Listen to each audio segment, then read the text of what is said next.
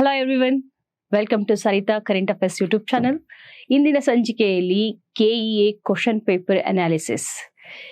Very recently April 10th 2026 ಅಲ್ಲಿ group B exam conduct ಮಾಡಿತ್ತು KEA. ಆ ಎಕ್ಸಾಮ್ ಅಲ್ಲಿ ಕ್ವಶನ್ಸ್ ಯಾವ್ಯಾವ ರೀತಿ ಕೇಳಿದ್ದಾರೆ, ಹೇಗೆ ಕೇಳಿದ್ದಾರೆ, ಎಷ್ಟು ತಿಂಗಳು ಕರೆಂಟ್ ಅಫೇರ್ಸ್ ಇಂದ ಕ್ವಶನ್ಸ್ ಅನ್ನ ಕವರ್ ಮಾಡಿದ್ದಾರೆ. ಸೊ ನಿಮ್ಗೆ ಇದೆಲ್ಲ ಕ್ವಶನ್ಸ್ ಗೊತ್ತಾಯ್ತು, ಅದರ ಧಾಟಿ ಗೊತ್ತಾಯ್ತು. ಓಕೆ, ಸೊ ಎಷ್ಟು ಕಾಂಪ್ಲೆಕ್ಸ್ ಆಗಿದೆ, ಎಷ್ಟು ಸಿಂಪಲ್ ಆಗಿದೆ, ಯಾವ್ದು ಕಂಟೆಂಟ್ ಇಂದ ಫ್ರೇಮ್ ಮಾಡ್ತಾರೆ ಕ್ವಶನ್ಸ್, ಇದೆಲ್ಲ ಗೊತ್ತಾಯ್ತು ಅಂದ್ರೆ preparation will be very easy for you. Okay, half your work is done ಅಂತ. ಅದಕ್ಕೋಸ್ಕರ ಕೆಇಎ ನಾಡಿ ಮಿಡಿತನ ನೀವು ಫಸ್ಟ್ ಇಟ್ಕೋಬೇಕು. ಅದಾದ ನಂತರ you have to study. Okay, so question paper ಅನ್ನ ನೀಟಾಗಿ ಅನಲೈಸ್ ಮಾಡಿ will gauge the paper. Okay, group ಬಿಗೆ ಅಂತಂದ್ರೆ ಲೆವೆಲ್ ಆಫ್ ಡಿಫಿಕಲ್ಟಿ ಸ್ವಲ್ಪ ಜಾಸ್ತಿನೇ ಇರುತ್ತೆ, ಸ್ವಲ್ಪ ಕ್ಲಿಷ್ಟಕರವಾಗಿರುತ್ತೆ. ಗ್ರೂಪ್ ಸಿಗೆ ನೀವು ಇನ್ನಷ್ಟು ಸರಳ ಒಂದು ಕ್ವಶನ್ಸ್ ಅನ್ನ, ಪ್ರಶ್ನೆಗಳನ್ನ ನಿರೀಕ್ಷೆ ಮಾಡ್ಬೋದು. ರೈಟ್, ಸೊ ಈಗ ಮೊನ್ನೆ ಆಗಿರುವಂಥದ್ದು ಏಪ್ರಿಲ್ ಆಗಿರುವಂತಹ ಎಕ್ಸಾಮ್ದು ಸೊ ತುಂಬಾ ಇಂಪಾರ್ಟೆಂಟ್. ಇದು ಮರುಕಳಿಸಬಹುದು ಕ್ವಶನ್ಸ್ ಅಥವಾ ರಿಲೇಟೆಡ್ ಕ್ವಶನ್ಸ್ ಕೂಡ, ಅಂದ್ರೆ ಟಾಪಿಕ್ಸ್ ಇಂದ ಬರಬಹುದು. So will see that. The first question, ಇದು ಎಐ ಜಗತ್ತು, ಕೃತಕ ಬುದ್ಧಿಮತ್ತೆಯ ಜಗತ್ತು. ಕೃತಕ ಬುದ್ಧಿಮತ್ತೆ ಇಡೀ ಜಗತ್ತನ್ನೇ ಆಳ್ತಾ ಇದೆ. ಸೊ ನಾವೆಲ್ಲ ಅದರ ಒಂದು ಗುಲಾಮರಾಗ್ತಾ ಇದ್ದೀವಿ ಬರ್ತಾ ಬರ್ತಾ. Human beings are surrendering to AI. ಈ AI platforms, AI tools, AI ಒಂದು ಯೂಸೇಜು ಸೊ ಅತ್ಯಧಿಕವಾಗಿ ಬಳಕೆಯಲ್ಲಿದೆ. ನಾವೆಲ್ಲ ಹೆಚ್ಚಾಗಿ ಬಳಸುವಂತಹ ಎಐ ಟೂಲ್ ಯಾವುದು ಸಿವಿಲ್ ಸರ್ವಿಸ್ ಆಸ್ಪಿರೆಂಟ್ಸು ಯಾವ್ದನ್ನ ಬಳಸ್ತೀವಿ? ಒಂದು ಜೆಮಿನಿ ಬಳಸ್ತೀವಿ, ಚಾಟ್ ಜಿಪಿಟಿ ಬಳಸ್ತೀವಿ. ಈ ಒಂದು ಕಾಂಪಿಟೇಷನ್ ಮೇಲೆ ಒಂದೊಂದು ಕಂಪ್ನಿಯು ಒಂದೊಂದು ಆ ಒಂದು ಟೂಲುಗಳನ್ನ ಅಥವಾ ಪ್ಲಾಟ್ಫಾರ್ಮ್ಗಳನ್ನ ಹುಟ್ಟಾಕಿವೆ. ಅದನ್ನ ಕೇಳಿದ್ದಾರೆ ಎಕ್ಸಾಮ್ಗೆ. ಸೊ ಜೆಮಿನಿ ಯಾರ್ದು ಅಂದ್ರೆ ಗೂಗಲ್ದು, ಅದು ನಿಮ್ಗೆ ಗೊತ್ತೇ ಇದೆ. ಓಕೆ, ಸೊ ಕೋ ಪೈಲಟ್ ಅಂತ ಇದೆ, ಅದು ಯಾರ್ದು? ಮೈಕ್ರೋಸಾಫ್ಟ್. ಓಕೆ, ಸೊ ಅದೇ ತರ ಕ್ಲಾಡ್ ಅಂತ ಇದೆ. ಕ್ಲಾಡ್ ಅನ್ನ ಯಾರು ಡೆವಲಪ್ ಮಾಡಿರೋದು ಅಂದ್ರೆ ಆಂಥ್ರೋಪಿಕ್ ಕಂಪನಿ ಒಂದು ಆರ್ಟಿಫಿಷಿಯಲ್ ಇಂಟೆಲಿಜೆಂಟ್ ಒಂದು ಅಸಿಸ್ಟೆಂಟ್ ಅನ್ನ, ಈಗ ಚಾಟ್ ಜಿಪಿಟಿ ತರ, ಚಾಟ್ ಬಾಟ್ ತರ ನೀವು ಕೇಳೋ ಪ್ರತಿ ಕ್ವಶನ್ಗೆ, ಈಗ ಜೆಮಿನಿಗೆ ನಾವೇನಾದ್ರು ಕ್ವಶನ್ ಕೇಳಿದ್ರೆ ಅಥವಾ ಕಂಟೆಂಟ್ ಕೇಳಿದ್ರೆ ನಮ್ಗೆ ಎಷ್ಟು ಬೇಕೋ ಅಷ್ಟನ್ನ ಕ್ರಿಸ್ಪ್ ಆಗಿ ಕೊಡುತ್ತೆ, ಇಮೇಜ್ ಕೊಡುತ್ತೆ, ನಮ್ಗೆ ಬೇಕಾಗಿರುವಂತಹ ಎಲ್ಲ ಮಾಹಿತಿನ ಒದಗಿಸುತ್ತೆ. ಅದೇ ತರ ಎಐ ಅಸಿಸ್ಟೆಂಟ್ ಕ್ಲಾಡ್ ಯಾವುದು ಅಂತಂದ್ರೆ that is Anthropic. Copilot ಇದನ್ನ ಯಾರು ಡೆವಲಪ್ ಮಾಡಿರೋದು? ಮೈಕ್ರೋಸಾಫ್ಟ್. ಜೆಮಿನಿ ಗೊತ್ತೇ ಇದೆ ನಿಮ್ಗೆ, Google. SageMaker Amazon. Okay, Watson ಬಂದು IBM. ಸೊ ಈ ಕಂಪನಿಗಳನ್ನ ಎಐ ವೇದಿಕೆಗಳ ಜೊತೆ ನೀವು ಹೊಂದಾಣಿಕೆ ಮಾಡಬೇಕು, ಹೊಂದಿಸಿ ಬರೀಬೇಕು. ಸೊ ಎಐ ಬಗ್ಗೆ current affairs, next upcoming current affairs ಅಲ್ಲಿ ಹೊಸ ಎಐ ಟೂಲ್ಸ್ ಏನೇನಿದೆ, ಕೃಷಿಯಲ್ಲಿ ಯಾವ ರೀತಿ, ನ್ಯಾಯಾಂಗದಲ್ಲಿ ಯಾವ ರೀತಿ ಬಳಕೆ ಮಾಡ್ತಿದ್ದೀವಿ, ಸೊ ಅಥವಾ ಶಿಕ್ಷಣದಲ್ಲಿ ಯಾವ ರೀತಿ ಬಳಕೆ ಮಾಡ್ತಿದ್ವಿ, ಅದನ್ನೆಲ್ಲ ಕೂಡ ಡಿಸ್ಕಸ್ ಮಾಡೋಣ. ಓಕೆ, ಈಗ ಈ ಎಐ ಆಗ್ಬೋದು ಅಥವಾ ಸೋಷಿಯಲ್ ಮೀಡಿಯಾ ಆಗ್ಬೋದು, ಓಕೆ, ಇವು ತುಂಬಾ ಕರೆಂಟ್ ಅಥವಾ ಬರ್ನಿಂಗ್ ಟಾಪಿಕ್ಸ್, ಎಲ್ಲ ಹೆಚ್ಚಿನ ಜನರನ್ನ ಪ್ರಭಾವಿಸುವಂತಹ ಕೆಲವೊಂದು ಅಂಶಗಳು. ಈಗ ಟೆಲಿಗ್ರಾಮ್ ಬ್ಯಾನ್ ಆಗಿದೆಯಲ್ಲಪ್ಪ. ಓಕೆ, ಟೆಲಿಗ್ರಾಮ್ ಬ್ಯಾನ್ ಆಗಿರೋದ್ರಿಂದ ಅದ್ರ ಬಗ್ಗೆ ಕೇಳ್ಬೋದು. ತುಂಬಾ ಬರ್ನಿಂಗ್ ಇಶ್ಯೂ ಅದು. ನೀಟ್ ಪೇಪರ್ ಒಂದು ಸೋರಿಕೆ ಆಗಿತ್ತು, ಟೆಲಿಗ್ರಾಮ್ನ ಬ್ಯಾನ್ ಮಾಡಿದ್ರು. ಸರ್ಕಾರ ಬ್ಯಾನ್ ಮಾಡಬಹುದಾ? So can they prohibit the access of information to the public ಅಲ್ವಾ? ಸೊ ಆ ರೀತಿ ಪ್ರೊಹಿಬಿಟ್ ಮಾಡ್ಬೇಕಾದ್ರೆ ಯಾವ ಕಾಯ್ದೆ ಅಡಿ ಅವರು ನಿರ್ಬಂಧಿಸಬಹುದು? ಸೊ ಟೆಲಿಗ್ರಾಮ್ ಚಾನೆಲ್ ಅನ್ನ, ಟೆಲಿಗ್ರಾಮ್ನ ನಿರ್ಮಾತೃಗಳು ಯಾರು? Who are the founders of Telegram? ಯಾರು? ನಮ್ಮ ಇಂಡಿಯನ್ಸ್ ಅಲ್ಲ, ರಷ್ಯನ್ಸ್. ಸೊ ಆ ರಷ್ಯನ್, ಅವ್ರ ಹೆಸರು ಏನ್ ಗೊತ್ತಾ? Pavel Durov brothers, Russian brothers. Okay, Pavel Durov ಮತ್ತೆ ಅವರ ತಮ್ಮ, ಓಕೆ, ಇನ್ನೊಬ್ರು ನಿಕೋಲಿಯೋ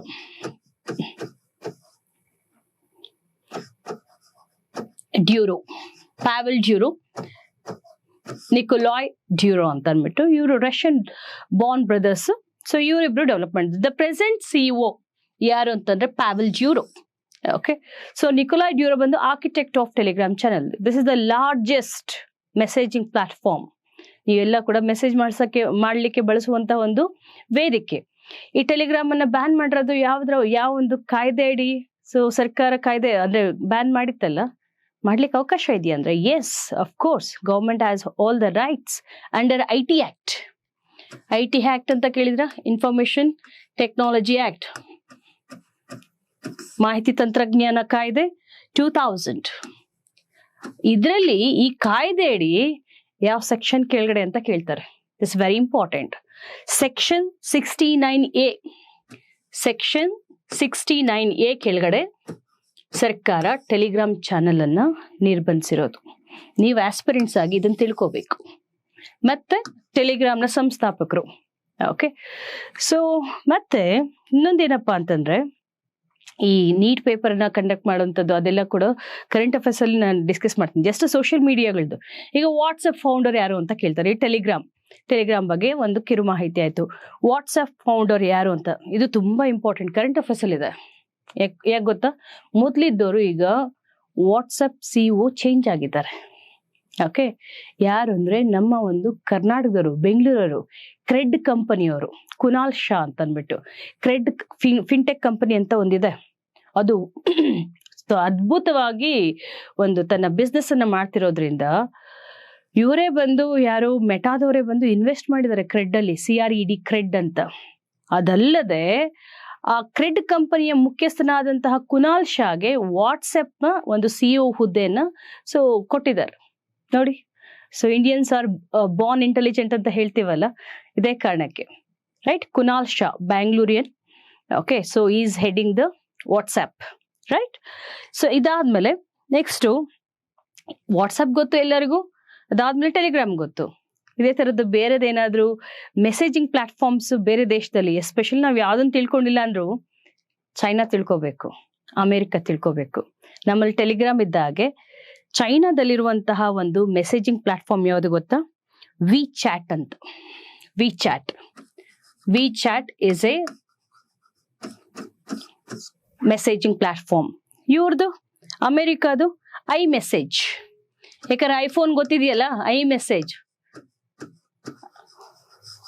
okay, so US iMessage. Okay, for Apple ಡಿವೈಸಸ್ಗೆಲ್ಲ iMessages ಅಂತ ಇರುತ್ತೆ. So this about some basics about ಯಾವುದು ನಮ್ಮ ಸೋಷಿಯಲ್ ಮೀಡಿಯಾ. ಮತ್ತೆ AI ನಾನು AI ಟೂಲ್ಸ್ ಎಲ್ಲ ತಗೊಂಡ್ ಬರ್ತೀನಿ, ಕರೆಂಟ್ ಅಫೇರ್ಸ್ ಅಲ್ಲಿ ತಗೊಂಡ್ ಬರ್ತೀನಿ, right? Next will move on to next topic, Swachh Survekshan survey. ನೋಡಿ, ಸ್ವಚ್ಛ ಸರ್ವೇಕ್ಷಣ ಇದು ಯಾವಾಗ ಗೊತ್ತಾ ರಿಲೀಸ್ ಆಗಿರೋದು? This survey released in 2025 December. ನಾನು ನಿಮ್ಗೆ ಅಂದ್ರೆ ಈ ಟಾಪಿಕ್ ಯಾವಾಗ ಬಂದಿತ್ತಂತ ಕೂಡ ಹೇಳ್ತೇನೆ. ನೀವು ಆವಾಗ ವಿಶ್ಲೇಷಣೆ ಮಾಡ್ಬೋದು, ಅನಲೈಸ್ ಮಾಡ್ಬೋದು, ಎಷ್ಟು ರೀಸೆಂಟ್ ಕರೆಂಟ್ ಅಫೇರ್ಸ್ ಅನ್ನ ಕೇಳ್ತಿದ್ದಾರೆ ಅಂತ ಅಂದ್ಬಿಟ್ಟು. ಓಕೆ, ಸ್ವಚ್ಛ ಸರ್ವೇಕ್ಷಣ್ ಈ ಸರ್ವೆನ ರಿಲೀಸ್ ಮಾಡಿದ್ದಾರೆ. ಓಕೆ, ಡಿಸೆಂಬರ್ 2025 ಅಲ್ಲಿ. ಕಳೆದ 8 ವರ್ಷಗಳಿಂದ ಇಂಡೋರ್ ಸಿಟಿ ಅತ್ಯಂತ ಸ್ವಚ್ಛ ನಗರ ಎಂಬಂತಹ ಹೆಗ್ಗಳಿಕೆಗೆ ಪಾತ್ರವಾಗಿದೆ. ಇದೆಲ್ಲರಿಗೂ ಗೊತ್ತಿದೆ. ಓಕೆ, ಆದ್ರೆ ಕ್ವಶನ್ ಹಂಗೆ ಕೇಳಿಲ್ಲ. ಏನ್ ಕೇಳಿದನ್ ಗೊತ್ತಾ ಕ್ವಶನ್? ಸೊ ಇದು ವಿಶ್ವದ ಅತಿ ದೊಡ್ಡ ನಗರ ಸ್ವಚ್ಛತಾ ಸಮೀಕ್ಷೆ ಆಗಿದೆ. ಇಟ್ಸ್ ವರ್ಲ್ಡ್ಸ್ ಲಾರ್ಜೆಸ್ಟ್ ಏನು ಕ್ಲೀನ್ಲಿನೆಸ್ ಸರ್ವೆ ಅಂತ. ಹೌದು, ಇದು PIB ಒಂದು ಪ್ರೆಸ್ ಇನ್ಫಾರ್ಮೇಶನ್ ಬ್ಯೂರೋ ಅಂತ ಅಂದ್ಬಿಟ್ಟು ಗವರ್ಮೆಂಟ್ ವೆಬ್ಸೈಟ್ ಇದೆ. ಅದರಲ್ಲಿ ಇದು ವರ್ಡ್ ಯಥಾವತ್ತಾಗಿದೆ, ಅಂದ್ರೆ ಈ ಸೆಂಟೆನ್ಸ್ ಯಥಾವತ್ತಾಗಿದೆ, ಅದನ್ನ ಕಟ್ ಅಂಡ್ ಪೇಸ್ಟ್ ಮಾಡಿರೋದು. ಈ ಕಂಪ್ಲೀಟ್ ಟಾಪಿಕ್ ಅದರಿಂದ ಎತ್ಕೊಂಡಿದ್ದಾರೆ PIB ಇಂದ. So it's world largest urban cleanliness survey ಅಂತ ಅಂದ್ಬಿಟ್ಟು. ಹೌದು, ಯಾಕಂದ್ರೆ ಕ್ಲೀನ್ಲಿನೆಸ್ ಇಸ್ ಗಾಡ್ಲಿನೆಸ್.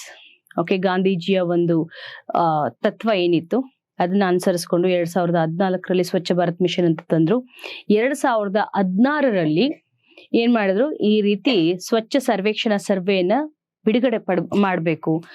ಎಸ್ಪೆಷಲಿ ನಗರ ಭಾಗಗಳಲ್ಲಿ ಘನತ್ಯಾಜ್ಯ ಜಾಸ್ತಿ, ಸಾಲಿಡ್ ವೇಸ್ಟ್ ಜಾಸ್ತಿ. ಸೊ ಹಾಗಾಗಿ we have to make cities garbage free. Okay, ಯಾವುದೇ ಒಂದು ಕಸ ಕಡ್ಡಿ ಇಲ್ದಂಗೆ, ಗಲೀಜ್ ಇಲ್ದಾಗೆ, ಘನತ್ಯಾಜ್ಯ ಇಲ್ದಾಗೆ. ಸೊ ಮತ್ತೆ ಈ ಒಂದು ಬಯಲು ಬಹಿರ್ದೆಸೆ ಮುಕ್ತ, ಓಪನ್ ಡೆಫಿಕೇಶನ್ ಫ್ರೀ ಆಗಿ ನಾವು ಅವುಗಳನ್ನ ಸಿಟೀಸ್ ಅನ್ನ ಕನ್ವರ್ಟ್ ಮಾಡಬೇಕು, ಸ್ವಚ್ಛ ನಗರಗಳಾಗಿ ಮಾಡಬೇಕು ಅನ್ನೋಂತಹ ನಿಟ್ಟಿನಲ್ಲಿ ministry of housing and urban affairs, ವಸತಿ ಮತ್ತೆ ನಗರ ವ್ಯವಹಾರಗಳ ಸಚಿವಾಲಯ ಇಂತಹ ಒಂದು ಸ್ವಚ್ಛ ಸರ್ವೇಕ್ಷಣಾ ಸರ್ವೆಯನ್ನ ತಂದಿದೆ. ಇದು ಪ್ರತಿ ವರ್ಷ ರಿಲೀಸ್ ಮಾಡ್ತಾರೆ.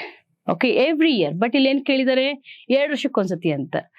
ಓಕೆ, ಸೊ ನಗರ ವ್ಯವಹಾರಗಳ ಸಚಿವಾಲಯ ಪ್ರತಿ ವರ್ಷನೂ ರಿಲೀಸ್ ಮಾಡ್ತಾನೆ. ನೋಡಿ, ಫಸ್ಟ್ ಸ್ಟೇಟ್ಮೆಂಟ್ ಸರಿ ಇದೆ, ವರ್ಲ್ಡ್ಸ್ ಲಾರ್ಜೆಸ್ಟ್. ಎಸ್, ಈಗ ನಮ್ಮಲ್ಲಿ ಹೆಲ್ತ್ ಇನ್ಶೂರೆನ್ಸ್ ಸ್ಕೀಮ್ ಇದೆಯಲ್ಲ, ಯಾವುದು ಆಯುಷ್ಮಾನ್ ಭಾರತ್, ಇದು ಕೂಡ ವಿಶ್ವದಲ್ಲೇ ಅತಿ ದೊಡ್ಡ ಆರೋಗ್ಯ ವಿಮಾ ಯೋಜನೆ. ಕೇಳ್ತಾನೆ ಸ್ಟೇಟ್ಮೆಂಟ್, ಆಯುಷ್ಮಾನ್ ಭಾರತ್ ಅಂದಾಗ it's world's largest health insurance scheme ಅಂದ್ರೆ ಹೌದು. ಏನಾದ್ರೂ ವಿಶ್ವದಲ್ಲಿ ಅತಿ ದೊಡ್ಡದು ಅಂತಂದ್ರೆ ಅದಕ್ಕೆ ಮಹತ್ವ ಇದ್ದೇ ಇರುತ್ತಲ್ವಾ, it will be having significance. Same way ಮತ್ತೆ ಯಾವ ಸಚಿವಾಲಯ ಇದು? ಆರೋಗ್ಯ ಮತ್ತು ಕುಟುಂಬ ಇಲಾಖೆ ಅಲ್ಲ. ಸ್ವಚ್ಛತೆ ಅಂದ್ರೆ ಮೋಸ್ಟ್ಲಿ ಆರೋಗ್ಯ ಇಲಾಖೆ ಅನ್ಕೋತೀವಿ, ಆರೋಗ್ಯ ಸಚಿವಾಲಯ ಅಂತ. Ministry of housing and urban affairs, ವಸತಿ ಮತ್ತು ನಗರ ವ್ಯವಹಾರಗಳ ಸಚಿವಾಲಯ. 2 ವರ್ಷಕ್ಕೊಮ್ಮೆ ಅಲ್ಲ, ಆನ್ಯುಲಿ ಇಟ್ ವಿಲ್ ಬಿ ರಿಲೀಸ್ಡ್, ವಾರ್ಷಿಕವಾಗಿ ಬಿಡುಗಡೆ ಮಾಡ್ತಾರೆ. ಮತ್ತೆ ಕಸಮುಕ್ತ ನಗರ, ಕಸಮುಕ್ತ ಗಾರ್ಬೇಜ್ ಫ್ರೀ ಸಿಟಿ ಮಾಡಬೇಕು ಈಸಿಲಿ, ಅಲ್ವೇನ್ರಿ? ಈಗ ಮೈಸೂರು ಒಂದು ಕಾಲಕ್ಕೆ ಸ್ವಚ್ಛತಾ ನಗರ ಎಂಬಂತಹ ಬಿರುದನ್ನ ಪಡೆದಿತ್ತು, ಆದ್ರೆ ಈಗಿಲ್ಲ. ಯಾಕೆಂದ್ರೆ ಈ ಸಿಟಿಸನ್ಸ್ಗೆ ಎಷ್ಟು ಹೇಳಿದ್ರು ಕೇಳ್ತಾ ಇಲ್ಲ. ಎಲ್ಲಂದ್ರೆ ಅಲ್ಲಿ ಕಸ ಸುರಿತಾನೆ ಇರ್ತಾರೆ. ಓಕೆ, ಯೂರಿನೇಟ್ ಮಾಡ್ತಾ ಇರ್ತಾರೆ. ಅದಕ್ಕೆ ಗ್ಲಾಸ್ ಮಿರರ್ಸ್ ಅಂತ ಹಾಕಿದ್ರು ಇತ್ತೀಚೆಗೆ ಮೈಸೂರಲ್ಲಿ. ಅಂದ್ರೆ ಅವ್ರಿಗೆ they have to feel ashamed of themselves not to urinate in public places ಅಂತ. ಓಕೆ, ಸೊ ಈ ರೀತಿ ಹೊಸ ಹೊಸ ಕ್ರಮಗಳನ್ನ, ಕಟ್ಟುನಿಟ್ಟಿನ ಕ್ರಮಗಳನ್ನ ಕೈಗೊಂಡ್ರು ಕೂಡ ಸಿಟಿಸನ್ಸ್ ನಿರ್ಬಂಧಿಸೋದು ಬಹಳ ಕಷ್ಟ. ಸೊ ಇದೆಲ್ಲ ಕೂಡ ಕಸಮುಕ್ತ ನಗರಗಳನ್ನು ನಿರ್ಮಿಸುವ very easily one can derive this. ಹೌದು, ಅದೇ ಇರುತ್ತಲ್ಲ, ಕ್ಲೀನಿನೆಸ್ ಅಂದ್ರೆ ಕಸ ಇರಬಾರ್ದಲ್ವಾ? ಓಕೆ, ಅದನ್ನ ಜನರಲ್ ನಾಲೆಡ್ಜ್ ಮೇಲೆ ಟಿಕ್ ಮಾಡಬಹುದು, ರೈಟ್? ನೆಕ್ಸ್ಟ್ ಇದಾದ್ಮೇಲೆ ನೋಡಿ, ಹಾಗಾದ್ರೆ ಆನ್ಸರ್ ಏನ್ ಗೊತ್ತಾ? ಇದು ಗ್ರೂಪ್ ಬಿ ಎಕ್ಸಾಮ್ದು. ಸ್ವಲ್ಪ ಲೆವೆಲ್ ಆಫ್ ಡಿಫಿಕಲ್ಟಿ ಒಂಚೂರು ಜಾಸ್ತಿ ಇರುತ್ತೆ, ಹೇಳಿಕೆಗಳು ಜಾಸ್ತಿ ಕೊಡ್ತಾನೆ. Okay, but easily you can attempt. ನೋಡಿ, ಸಚಿವಾಲಯ ಈಸಿಯಾಗಿ ಹೇಳ್ಬೋದು, ಯಾಕಂದ್ರೆ ಸಿಟೀಸ್ ಅಲ್ಲಿ ಸ್ವಚ್ಛ ಸರ್ವೇಕ್ಷಣೆ ಅನ್ನೋದು ನಗರ ಭಾಗಗಳಿಗೆ ಮಾಡ್ತಿದ್ದಾರೆ, ಇನ್ನು ಹಳ್ಳಿಗಳಿಗೆ ಬಂದಿಲ್ಲ ಇದು. ಮತ್ತೆ ಸೊ ಈ 2 ವರ್ಷಗಳಿಗೊಮ್ಮೆ ಅಲ್ಲ ಇದು, ಅಂದ್ರೆ ಮೈನ್ಯೂಟ್ ಇನ್ಫಾರ್ಮೇಶನ್ ಇದು, ಆದ್ರೂ ಕೂಡ ಗಮನ ಇಟ್ಕೋಬೇಕು. ನೆಕ್ಸ್ಟ್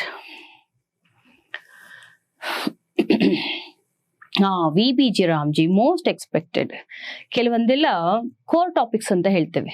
ಕೋರ್ ಟಾಪಿಕ್ಸ್ ಅಂದ್ರೆ ಒಂದಲ್ಲ ಒಂದು ಬಗೆಯಲ್ಲಿ ಆ ಒಂದು ಟಾಪಿಕ್ಸ್ ಮೇಲೆ ಪ್ರಶ್ನೆಗಳು ಮುಂದಿನ ಪರೀಕ್ಷೆಗಳಲ್ಲಿ ನಿರೀಕ್ಷೆ ಮಾಡಲೇಬಹುದು ಅಂತ. ಓಕೆ, ಅದರಲ್ಲಿ VBG ರಾಮ್ಜಿ ಒಂದು. ಯಾಕಂದ್ರೆ ಸೊ ಈ ರೈಟ್ ಟು ವರ್ಕ್ ಅಂತ, ಕೆಲಸದ ಹಕ್ಕು, ಇದು ಕೊಟ್ಟು ಆಲ್ಮೋಸ್ಟ್ 2005 ಕೊಟ್ಟಿರೋದು 20 ವರ್ಷ ಆಗಿದೆ. ಓಕೆ, ಆಫ್ಟರ್ 2 ಡಿಕೆಟ್ಸ್, 2 ದಶಕಗಳ ನಂತರ ಈ ಒಂದು ರೈಟ್ ಟು ವರ್ಕ್ಗೆ ಸ್ವಲ್ಪ ಮ್ಯಾನಿಪುಲೇಷನ್, ಸ್ವಲ್ಪ ಮಾಡಿಫಿಕೇಶನ್ಸ್ ತಂದು ಹೊಸದಾಗಿ ಒಂದು ಹೆಸರೇ ಇಟ್ಬಿಟ್ಟಿದ್ದಾರೆ. PC ಕೇಳಿದ್ರೆ ಅಬ್ರಿವೇಶನ್ ಕೇಳ್ತಾನೆ. VBG ರಾಮ್ಜಿ ಅಂದ್ರೆ ಏನು ಅಂತ easy. VBG Viksit Bharat, G guarantee, Ramji Rozgar Ajeevika mission guarantee. Okay, so VBG Ramji ಅಂತಂದ್ರೆ Viksit Bharat guarantee Rozgar Ajeevika mission. Okay, so Gramin ಈ ಮಸೂದೆ, ಇಸಂಟ್ ಇಟ್? ಸೊ ಇದಾದ್ಮೇಲೆ ನೋಡಿ, ಫಸ್ಟ್ ಸ್ಟೇಟ್ಮೆಂಟ್ ಇದು ಮೊನ್ನೆ ಯಾವುದೋ ಇನ್ನೊಂದು ಎಕ್ಸಾಮ್ಗೂ ಕೇಳಿದ್ರು, ನೆಕ್ಸ್ಟ್ ಎಕ್ಸಾಮ್ಗಳಿಗೂ ಬರ್ತಾನೆ ಇರುತ್ತೆ.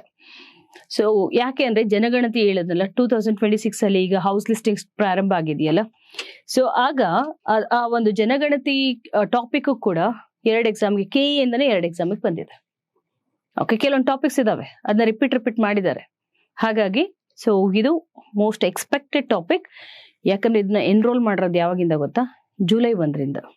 ಓಕೆ, ಸೊ ಜುಲೈ 1ರಿಂದ ಇದನ್ನ ಅಂದ್ರೆ ಇಡೀ ದೇಶದಾದ್ಯಂತ ಸೈಮಲ್ಟೇನಿಯಸ್ ಆಗಿ ಎಲ್ಲ ರಾಜ್ಯಗಳಲ್ಲಿ ಒಮ್ಮೆಲೆನೆ ಕೂಡ ವಿಕಸಿತ್ ಭಾರತ್ ರೋಜ್ಗಾರ್ ಯೋಜನಾ ಅಥವಾ Viksit Bharat Gramin Rozgar Ajeevika mission Gramin, okay, Viksit Bharat guarantee Rozgar Ajeevika mission Gramin ಅಂತ ಇದನ್ನ ದೇಶದಾದ್ಯಂತ ಜುಲೈ 1ರಂದು ಅನುಮೋದಿಸಲಾಗ್ತದೆ. Very important. ಪ್ರತಿ ಕುಟುಂಬಕ್ಕೆ, ಪ್ರತಿ ವ್ಯಕ್ತಿಗಲ್ಲ ಇದು, ಪ್ರತಿ ಕುಟುಂಬಕ್ಕೆ 125 ದಿನ ಏನ್ ಕೊಡೋದು?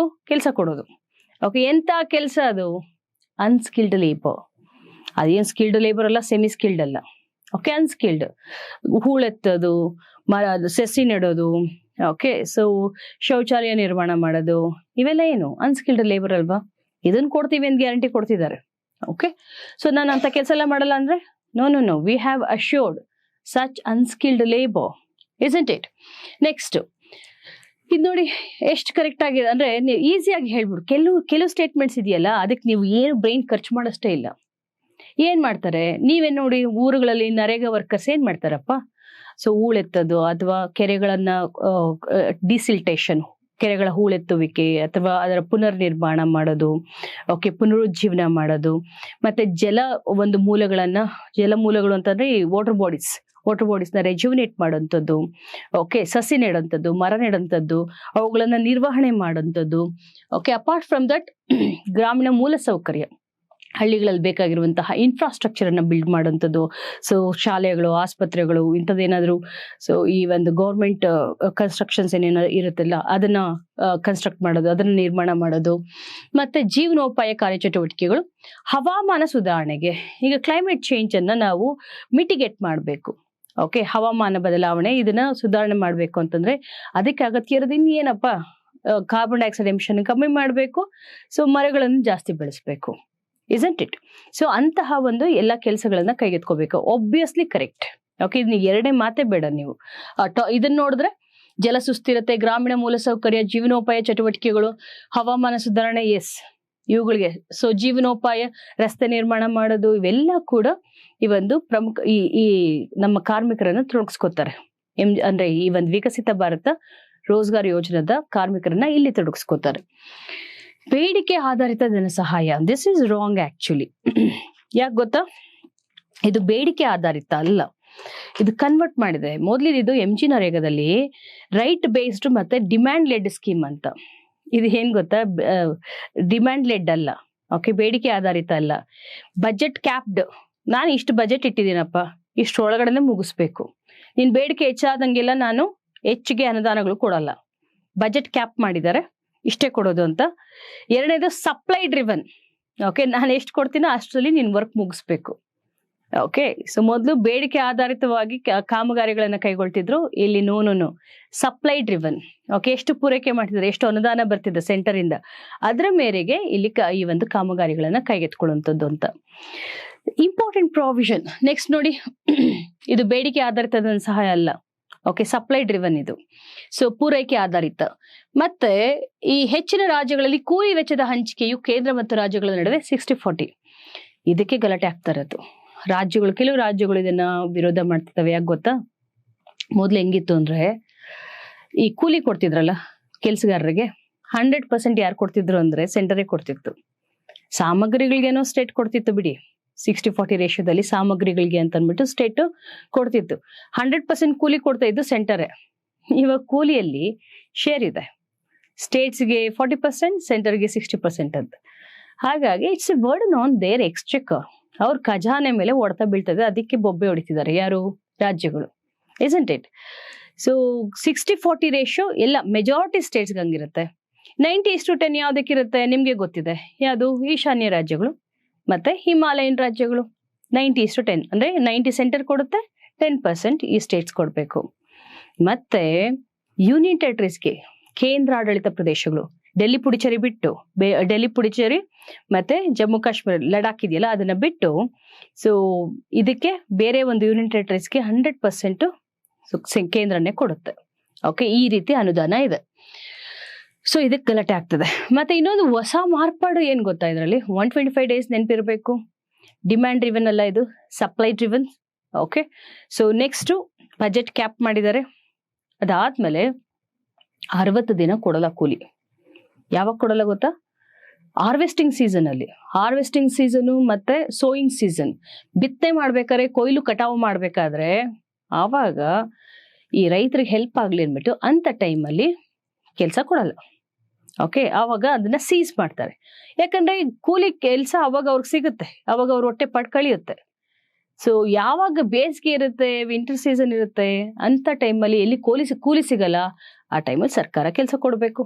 ಅದಕ್ಕೋಸ್ಕರ 2 ತಿಂಗಳು ಈ ಒಂದು ಏನು ಕೊಯ್ಲು ಮತ್ತೆ ಕಟಾವಿನ ಸಂದರ್ಭದಲ್ಲಿ ಏನ್ ಕೊಡಲ್ಲ, ಈ ಒಂದು VBG ರಾಮ್ಜಿ ಕೆಳಗಡೆ ಕೆಲಸ ಕೊಡಲ್ಲ. ಅರ್ಥ ಆಗ್ತಿದೆಯಲ್ಲ? ಅದ್ರ ಜೊತೆಗೆ ಇದು ರೈಟ್ ಬೇಸ್ಡ್ ಇದೆ. ಇವಾಗ್ಲೂ ಕೂಡ ಯು ಕ್ಯಾನ್ ಏನು ಅಪ್ಲೈ ಮಾಡಿದ 15 ದಿನದಲ್ಲಿ ಅವ್ರು ನಿಮ್ಗೆ ಏನ್ ಕೊಡ್ಬೇಕು, ಕೆಲಸ ಕೊಡ್ಬೇಕು. ಇಲ್ಲದೆ ಇದ್ರೆ ಅನುದಾನ ಕೊಡ್ಬೇಕು, ಅನ್ಎಂಪ್ಲಾಯ್ಮೆಂಟ್ ಅಲೋವೆನ್ಸ್ ಕೊಡ್ಬೇಕು, ನಿರುದ್ಯೋಗ ಭತ್ಯೆ ಕೊಡ್ಬೇಕು. ಮತ್ತೆ 1 ವಾರದಲ್ಲಿ ಕ್ಲಿಯರ್ ಮಾಡ್ಬೇಕು ಡ್ಯೂಸ್ ಏನಿದ್ರು ಕೂಡ, ಅದ್ರ ಸಂಬಳ ಏನಿದ್ರು ಮ್ಯಾಕ್ಸಿಮಮ್ ಅಂದ್ರೆ 15 ದಿನ ಅಷ್ಟೇ ಅಲ್ಲ. ಮಹಿಳೆಯರಿಗೆ ಇದರಲ್ಲಿ ಮೀಸಲಾತಿ ಇದೆ. ಓಕೆ, ಇಂದಿಷ್ಟು ಪ್ರಮಾಣ 33% ಮಹಿಳೆಯರಿಗೆ ಕೊಡಲೇಬೇಕು ಜಾಬ್. ಓಕೆ, ಸೊ ಇವೆಲ್ಲ ಕೂಡ the special provisions of PBG Ramji. July 1ಗೆ ಇದು ಎನ್ರೋಲ್ ಆಗ್ತಾ ಇದೆ. It's very important for the examination. ಇದನ್ನ ಇನ್ನಷ್ಟು ಬೇಕಾದ್ರೆ ಡಿಸ್ಕಸ್ ಮಾಡ್ತಾ ಹೋಗೋಣ. ನೆಕ್ಸ್ಟ್, ಇರಾನ್ ಎಷ್ಟು ದೇಶಗಳೊಂದಿಗೆ ಬಾರ್ಡರ್ ಅನ್ನ ಹೊಂದಿದೆ ಅಂತ ನೋಡಿ. UPSC ಕ್ವಶನ್ ಅಲ್ಲಿ ಏನ್ ಕೇಳಿದ್ರು ಗೊತ್ತಾ? ಇದೇ ತರ ನಾವು ಸ್ಟ್ರೈಟ್ ಆಫ್ ಹಾರ್ಮುಜ್ ಇಂದ ಇಂಡಿಯಾಗೆ ಬರ್ಬೇಕಂದ್ರೆ ಯಾವ ಒಂದು ದೇಶಗಳನ್ನ ಹಾದ್ಕೊಂಡು ಅಂದ್ರೆ ಪಾಸ್ ಮಾಡ್ಬೇಕು ಅಂತ ಅಂದ್ಬಿಟ್ಟು. Geographically speaking, Iran, Israel, okay, so ಇವುಗಳ ಒಂದು ಸುತ್ತುವರೆದಂತಹ ದೇಶಗಳು ರಷ್ಯಾ, ಉಕ್ರೇನ್, ಪ್ಯಾಲೆಸ್ಟೈನ್, ಇದರ ಒಂದು ಸರೌಂಡಿಂಗ್ ನೇಷನ್ಸ್ ಅನ್ನ ಕಂಪಲ್ಸರಿ ನೋಡ್ಕೋಬೇಕು. There is no other option. Okay, so ಯಾವ್ಯಾವ ದೇಶಗಳು ಸುತ್ತುವರೆದಿದೆ ಅಂದ್ರೆ, ಹೌದು, ಟರ್ಕಿ ಸುತ್ತುವರೆದಿದೆ, ಆರ್ಮೇನಿಯಾ, ಅಜರ್ಬೈಜಾನ್, ಕುವೈತ್ ಇಲ್ಲ. ಕುವೈತು ಜಾಯಿನ್ ಆದಂಗ ಅನ್ಸುತ್ತೆ, ಆದ್ರೆ ಇಲ್ಲ, ಕುವೈತ್ ಇಲ್ಲ, ಸೌದಿ ಅರೇಬಿಯಾ ಇಲ್ಲ. ಓಕೆ, ಸೊ ಅದು ಬಿಟ್ಟು ಇರಾಕ್ ಇದೆ, ಟರ್ಕಿ ಇದೆ, ಆರ್ಮೇನಿಯಾ, ಅಜರ್ಬೈಜಾನ್, ಆಫ್ಘಾನಿಸ್ತಾನ್, ಸೊ ಮತ್ತೆ ಟರ್ಕ್ಮೆನಿಸ್ತಾನ್, ಪಾಕಿಸ್ತಾನ್, ಇಷ್ಟು ದೇಶಗಳು ಯಾವ್ದನ್ನ ಇರಾನ್ ಅನ್ನ ಸುತ್ತುವರೆದಂತಹ ದೇಶಗಳು. ಯಾಕೆ ಇರಾನ್ ಕೇಳಿದಾರೆ ಮೇಡಮ್? ಎಲ್ಲಾ ದೇಶಗಳು ನಾವ್ ಹಿಂಗ್ ನೋಡ್ಕೋಬೇಕಂದ್ರೆ ಗೊತ್ತಿದೆ ನಿಮ್ಗೆ, ಯುದ್ಧದಲ್ಲಿ ಇರಾನ್ ಬೇಯ್ತಾ ಇದೆ ಅಂತ ಅಲ್ವಾ. ಇಸ್ರೇಲ್, ಅಮೆರಿಕ ಒಂದ್ ಕಡೆ, ಇನ್ನೊಂದ್ ಕಡೆ ಇರಾನ್. ಈ ಎರಡು ದೈತ್ಯ ಶಕ್ತಿಗಳು ಇರಾನ್ ಮೇಲೆ ಸೊ ಯುದ್ಧವನ್ನ ಸಾರಿದ್ದಾವೆ. ಮತ್ತೆ ಸೊ ನೇವಲ್ ಬ್ಲಾಕೆಡ್ ಅಂತ ಯಾರು ಈ ಒಂದು ಸ್ಟ್ರೈಟ್ ಆಫ್ ಹಾರ್ಮುಜ್ ಅಲ್ಲಿ ಅಥವಾ ಹಾರ್ಮುಜ್ ಜಲಸಂಧಿಯಲ್ಲಿ ಇರಾನ್ ಬ್ಲಾಕ್ ಮಾಡಿದೆ ಸಂಚಾರವನ್ನ. ಸೊ ಬಹಳಷ್ಟು ಸಂದಿಗ್ಧ ಪರಿಸ್ಥಿತಿ ಉಂಟಾಗಿತ್ತು ಅಲ್ವಾ. ನನಗೆ ನೆಕ್ಸ್ಟ್ ಎಕ್ಸಾಮ್ ಅಲ್ಲಿ ಸ್ಟ್ರೈಟ್ ಆಫ್ ಹಾರ್ಮುಜ್ ಅನ್ನ ಹಂಚ್ಕೊಂಡಿರುವಂತಹ ದೇಶಗಳು ಯಾವುದು ಅಂತ ಕೇಳ್ಬೋದು.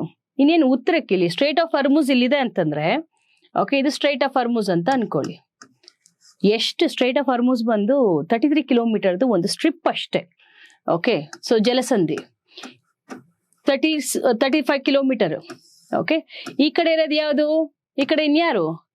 ಇರಾನ್ ಅಲ್ವಾ ತನ್ನ ಒಂದು ಸುಪರ್ದಿಯಲ್ಲಿ ಇಟ್ಕೊಂಡಿರೋದು. ಇದು ಇರಾನ್. ಈ ಕಡೆ 2 ದೇಶ ಇದೆ. ಯಾವ್ದು ಹೇಳಿ ನೋಡೋಣ. ಒಂದು UAE, isn't it? ಇಲ್ಲಿ ಯಾವ್ದು ಬರುತ್ತೆ? ಮತ್ತೆ ಈ ಕಡೆ Gulf of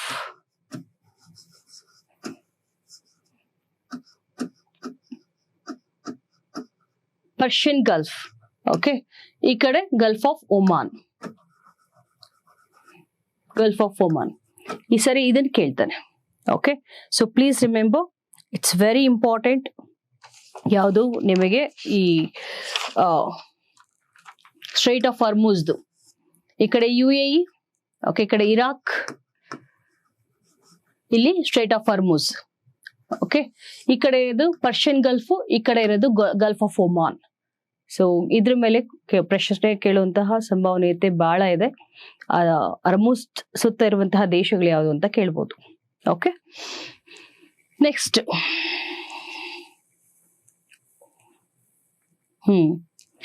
maritime security belt ಅಂತ, ಇದೊಂದು ಆಪರೇಷನ್, ನೌಕಾ ಸಮರ ಅಭ್ಯಾಸ, ನೇವಲ್ ಒಂದು ಎಕ್ಸರ್ಸೈಸ್. ಇದಕ್ಕೆ ಇದು India is not part of this exercise. ಅದ್ರ ಕ್ವಶನ್ ಯಾಕೆ ಕೇಳಿದಾನೆ? ನಾವು ಎಲ್ಲ ಬೇರೆ ದೇಶಗಳ ಹಮ್ಮಿಕೊಳ್ಳುವಂತಹ ಅಥವಾ ಹಮ್ಮಿಕೊಳ್ಳುವಂತಹ ಕೆಲವೊಂದು ಸಮರಾಭ್ಯಾಸಗಳು ನಾವು ನೋಡ್ಕೋಬೇಕಂದ್ರೆ, ಈ ಒಂದು ಸಮರಾಭ್ಯಾಸದಲ್ಲಿ ಪಾಲ್ಗೊಂಡಿರೋರು ಯಾರ್ಯಾರು ಗೊತ್ತಾ? ಸೊ US ನ ಎದುರಾಳಿ ಯಾರು? ರಷ್ಯಾ. ಓಕೆ, ಮತ್ತೆ US ಗೆ ಇನ್ನೊಬ್ಬ ಸಮರ್ಥ ಎದುರಾಳಿ ಯಾರು? ಚೈನಾ. ರಷ್ಯಾ, ಚೈನಾ ಮತ್ತೆ US, ಇಸ್ರೇಲ್ ಯಾರ ಮೇಲೆ ಕಿಡಿ ಕಾರ್ತಿರೋದು, ಯಾರ ಮೇಲೆ ಯುದ್ಧ ಘೋಷಣೆ ಮಾಡೋದು? ಇರಾನ್. ಈ 3 ದೇಶಗಳು ಸೇರ್ಕೊಂಡು ಒಂದು ನೌಕಾ ಸಮರಾಭ್ಯಾಸ ಅಂತ ಮಾಡಿದ್ದಾರೆ. ಅದು ಎಲ್ಲಿ ಗೊತ್ತಾ? ಸ್ಟ್ರೈಟ್ ಆಫ್ ಹಾರ್ಮುಜ್ ಹತ್ರನೇ ಮಾಡಿದ್ದಾರೆ. Okay, so near straight of Hormuz, Gulf of Oman ಅಲ್ಲಿ. ಹಾಗಾಗಿ Iran, Russia, China, okay, Iran, Russia, China ಸೇರ್ಕೊಂಡು ಈ ಒಂದು maritime security belt, Gulf of Hormuz ಅಥವಾ ಸ್ಟ್ರೈಟ್ ಆಫ್ ಹಾರ್ಮುಜ್ ಅಥವಾ ಗಲ್ಫ್ ಆಫ್ ಒಮಾನ್ ಇಲ್ಲಿ ಹಮ್ಮಿಕೊಂಡಿದ್ರು.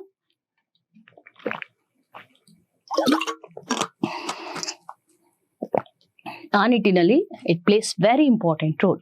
Okay, please remember this. Next, so Colombo security conclave. Okay, ಇದು ಕೂಡ ಕಡಲ ಭದ್ರತಾ ಸಹಕಾರ ಕುರಿತಾಗಿ ಭಾರತ, ಶ್ರೀಲಂಕಾ, ಬಾಂಗ್ಲಾದೇಶ ನಡುವೆ ರೂಪಿಸಿದಂತಹ ತ್ರಿಪಕ್ಷೀಯ ಸಂಘಟನೆ. ಸೊ ಇದು ನಾನು ಹೇಳಿದ್ದೆ, ಕೊಲಂಬೋ ಸೆಕ್ಯೂರಿಟಿ ಕಾನ್ಕ್ಲೇವ್ ತುಂಬಾ ಇಂಪಾರ್ಟೆಂಟು. ಯಾಕಂದ್ರೆ ಇದನ್ನ 2020 ನಂದು ಕ್ಲಾಸಸ್, ಇಂದಿನ ಕ್ಲಾಸ್ಗಳಲ್ಲಿ ಆಲ್ಮೋಸ್ಟ್ ನಾನು ಏನ್ ಹೇಳಿದ್ದೀನಲ್ಲ ಇವೆಲ್ಲ ಕೂಡ ಕವರ್ ಆಗಿದೆ. ಓಕೆ, ಸಚಿವಾಲಯ ನವದೆಹಲಿಯಲ್ಲಿದೆ.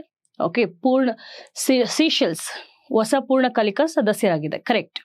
ಓಕೆ, ಈ ಟೈಪ್ ಇದೆಯಲ್ಲ, 3 ಸರಿ 2 ಸರಿ 1 ಸರಿ ಅಂತ ಸ್ವಲ್ಪ ಟಫ್ ಎಕ್ಸಾಮ್ಸ್ ಕೇಳ್ತಾನೆ. UPSC 1 ಸತಿ 2 ಸತಿ ಫಾಲೋ ಮಾಡಿ ಬಿಟ್ರು. ಬಟ್ ಇವಾಗ ಎಲ್ಲರೂ ಬೇರೆ KPSC KEA ಇದನ್ನು ಫಾಲೋ ಅಪ್ ಮಾಡಕ್ಕೆ ಸ್ಟಾರ್ಟ್ ಮಾಡ್ಕೊಂಡ್ಬಿಟ್ಟಿದ್ದಾರೆ. This a most difficult way of asking question. ಒಂದು ಗೊತ್ತಿಲ್ಲ ಅಂದ್ರೂ ಕೂಡ ನಿಮಗೆ, okay, so you will miss that question. 3 statement ಗೊತ್ತಿದ್ದು 1 ಗೊತ್ತಿಲ್ಲ ಅಂತಂದ್ರು ಕೂಡ ಅದಕ್ಕೆ ಸೊ ಏನು 3 ಸರಿ ಅಂತಂದ್ರು ತಪ್ಪು, 4 ಸರಿ ಅಂದ್ರೂ ತಪ್ಪು. ಯಾಕಂದ್ರೆ 1 ಸ್ಟೇಟ್ಮೆಂಟ್ ನಿಮ್ಗೆ ಡೌಟ್ಫುಲ್ ಆಗಿದೆ.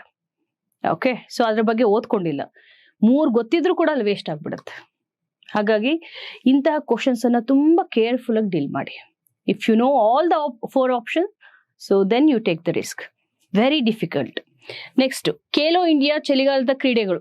Khelo India, so winter games ಇದೆಯಲ್ಲ, ಇದನ್ನ ಅಂದ್ರೆ ಇದ್ರಲ್ಲಿ ಏನು ಜಮ್ಮು ಕಾಶ್ಮೀರಲ್ಲಿ ಲಡಾಖ್ ಮತ್ತೆ ಇನ್ನೊಂದು ಯಾವುದು ಅನದರ್ ಒನ್ ಇಸ್ ಗುಲ್ಮಾರ್ಗ್, 2 ಕಡೆ ಮಾಡಿದ್ದಾರೆ. ಈ ವಿಂಟರ್ ಗೇಮ್ಸ್ ಅನ್ನ ಒಂದು ಸ್ನೋ ಗೇಮ್ಸ್, ಒಂದು ಐಸ್ ಗೇಮ್ಸ್ ಅಂತ ಮಾಡಿದ್ರು. ಒಂದ್ ಕಡೆ ಈ ಚಳಿಗಾಲದ ಏನು ಲಡಾಖ್ ನಲ್ಲಿ ಐಸ್ ಸ್ಪೋರ್ಟ್ಸ್ ಮತ್ತೆ ಸ್ನೋ ಸ್ಪೋರ್ಟ್ಸ್ ಬಂದು ಗುಲ್ಮಾರ್ಗ್ ಅಲ್ಲಿ, ಇದು ಕರೆಕ್ಟ್ ಆಗಿದೆ. ಪ್ರಥಮ ಆವೃತ್ತಿಯನ್ನು ಲೇಹ್ ಮತ್ತೆ ಗುಲ್ಮಾರ್ಗ್ ನಲ್ಲಿ ಆಯೋಜಿಸಲಾಗಿತ್ತು. ಎಸ್.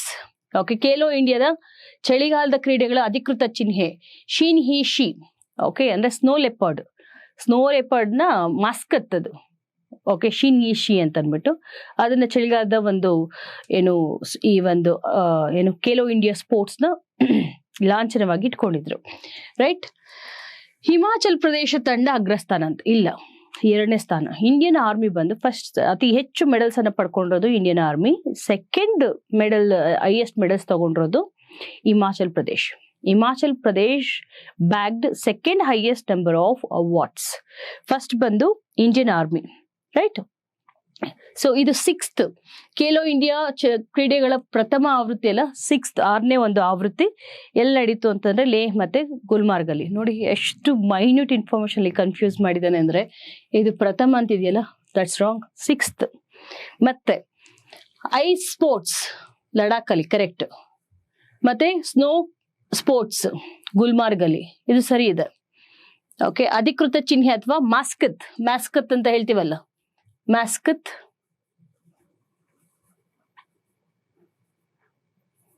ಯಾಕೆ ಮಾಸ್ಕತ್ ಬಂದು